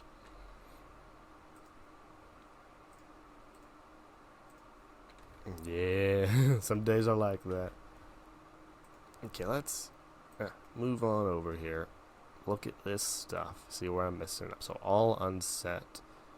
Transition all 0.5. Border radius 100. And this is on the button. Yes, it's on the button. What if I have to do some weird thing where it's like border top radius 0? No, that's not how it works. 100%. So the animation's literally working as I change it. It's the on. Oh, I know why. Because when I change it, it changes the key. Oh. Yeah, so technical debt has caught me again. So if they're their own components, I'd be able to figure that out. But yeah, because technically React is creating a new component, so it can't animate between the states because there are no states. Okay, I see it. But hey, I got most of your stuff going in there, Xmetrics. And with that, we are getting close. Hold on. Hey, yeah, thanks for coming on by there, Constantly Const. I remember you. Yeah, I was over there. You were over there. It's a pretty great stream. All that authentication. Oh, I do have the stream uptime, like literally here. It would be as a hover, right? Xmetrics, like the alt text. I could totally do that. Let's do that right now. So what did I do here? Add chat filter. We can do this. We can do this. So yeah, I added the chat filter. We can do this. I don't know how React's going to feel with the uptime constantly updating, but it'll figure it out. And user count. How? Okay. Obviously, there's a way to get that information X metrics and trigger on mention of raids. Interesting. So yeah, lots of cool features there, X metrics. I'm going to get the uptime, and everything else is going to be on the to-do list. Because I have the uptime. It's like, it's sitting somewhere. I don't know where it's sitting. So where do I get the uptime for each stream? So the way I do it, Jim, let's look over here on my back end. Well, I have to think. So it's two-part. So when streams are ending, you jump in and say goodbye. Yeah, metrics, that would be... Yeah, so I guess it would make these flash red or another color when they trigger a raid. Because that's the only way to really know when a stream's ending, is when they're raiding, right? You can't... If someone just turns it off, it goes off. But yeah, X metrics, good ideas. Okay, I think all I can really manage for this stream is the uptime. So I'm going to try to get the uptime. And then... All these are great ideas, X metrics. You're full of ideas. But the way I do it, Jim, is when someone goes online, I mark when they went online. And when I detect someone go online, I get their stream and I get when they went online. I calculate the uptime from when they started streaming to right now. So that's how I calculate uptime. Yeah, so button, title, yeah, this is what we want it to be. Here's the thing, displaying username. So I'm doing this somewhere. Here it is. Online ticker started. How do I do this math? Elapsed. How do I do this math? There we go. So I curate. So I new date elapsed. I have a very bad code, but it works. We're gonna use it again. Have the streamers put a link at the end of their stream of who they are rating. Yeah, that's true. I do try to do that myself, Jim, but pub sub raid notification. Oh, X metric. All the ideas. Whew. And hey, thanks for the follow there, Constantly Const. Is you come here in the last 5 minutes like, here's 15 ideas. Like, I can't juggle all these ideas. But no, they're good. So yeah, you're right. There's probably a raid notification. So yeah, I could do that, or I could try to read chat from it, which, I don't know, I'll have to experiment and see which one is that. But yeah, PubSub is a thing, and I am using PubSub to check when people go on and offline, so I'm not polling Twitch every 5 minutes asking, hey, has anyone went online? Hey, has anyone went online? So I am using PubSub. It wouldn't be too hard to make the thing working. And yeah, Jim, that is what I do, but not everyone really does it, so it's not a reliable thing to check on. Yeah, let's do this uptime thing. So displaying usernames, and this is where the magic happens. So username plus, oh, and I know this is bad. Lapsed is this, curly's there, make it a component, they say again, but I'm too lazy, I say, and I continue not making this a component. Yeah, const elapsed. I have to calculate elapsed from something. I'm not thinking, no, I'm not services. I'm thinking in code that works right now. Right now. But I mean, hey, I've made tons of components. I made this schedule component. I mean, I may not be a component folk, but I love me a custom hook. So many custom hooks, right? I love those. Those are fun. Okay, let's figure out how did I use my uptime ticker? So I do the find, and I drop it to null. There we go. So const started equals this, and the elapsed equals, I have to calculate that. This is what you get for copying code. So how do I calculate elapsed? From started to date now, or 0? There we go. Just gonna yoink this code over here.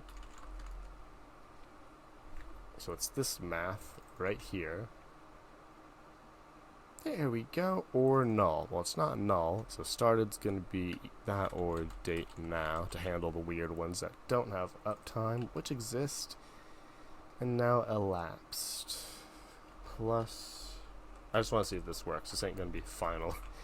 Am I a part of 100 devs? Yeah, I am a member of 100 devs. Been there since this cohort, I suppose. Cohort 2, yeah, been hanging about the whole time. Oh, would you look at that? So 325.33. It's working!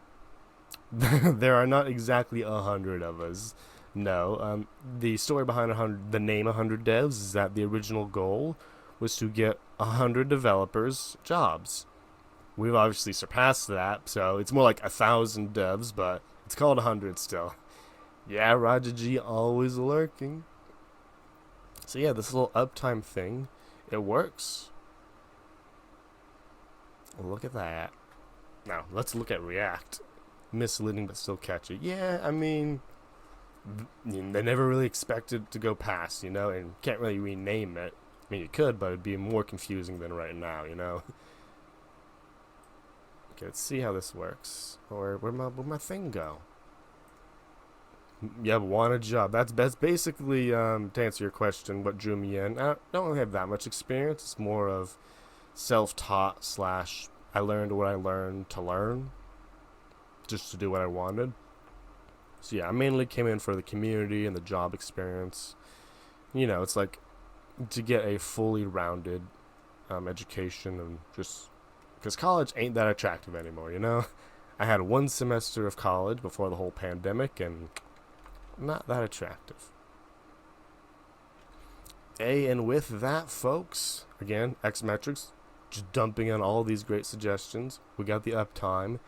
I'll publish it in like 5 minutes as I push it to GitHub. But the one and the only, Hello, it's Rufio, has just started going. For those of you who do not know, I can't speak and type at the same time. That's what the delay was for. Hello, Rufio, fellow 100 Devs streamer. They're going to be doing some co-streaming, apparently, with Jack and from the Universe GG. I don't know what it is, but it is going to always be fun. It always is. Raja G, you just wasted. Okay, I will redeem you the points. We were already going there.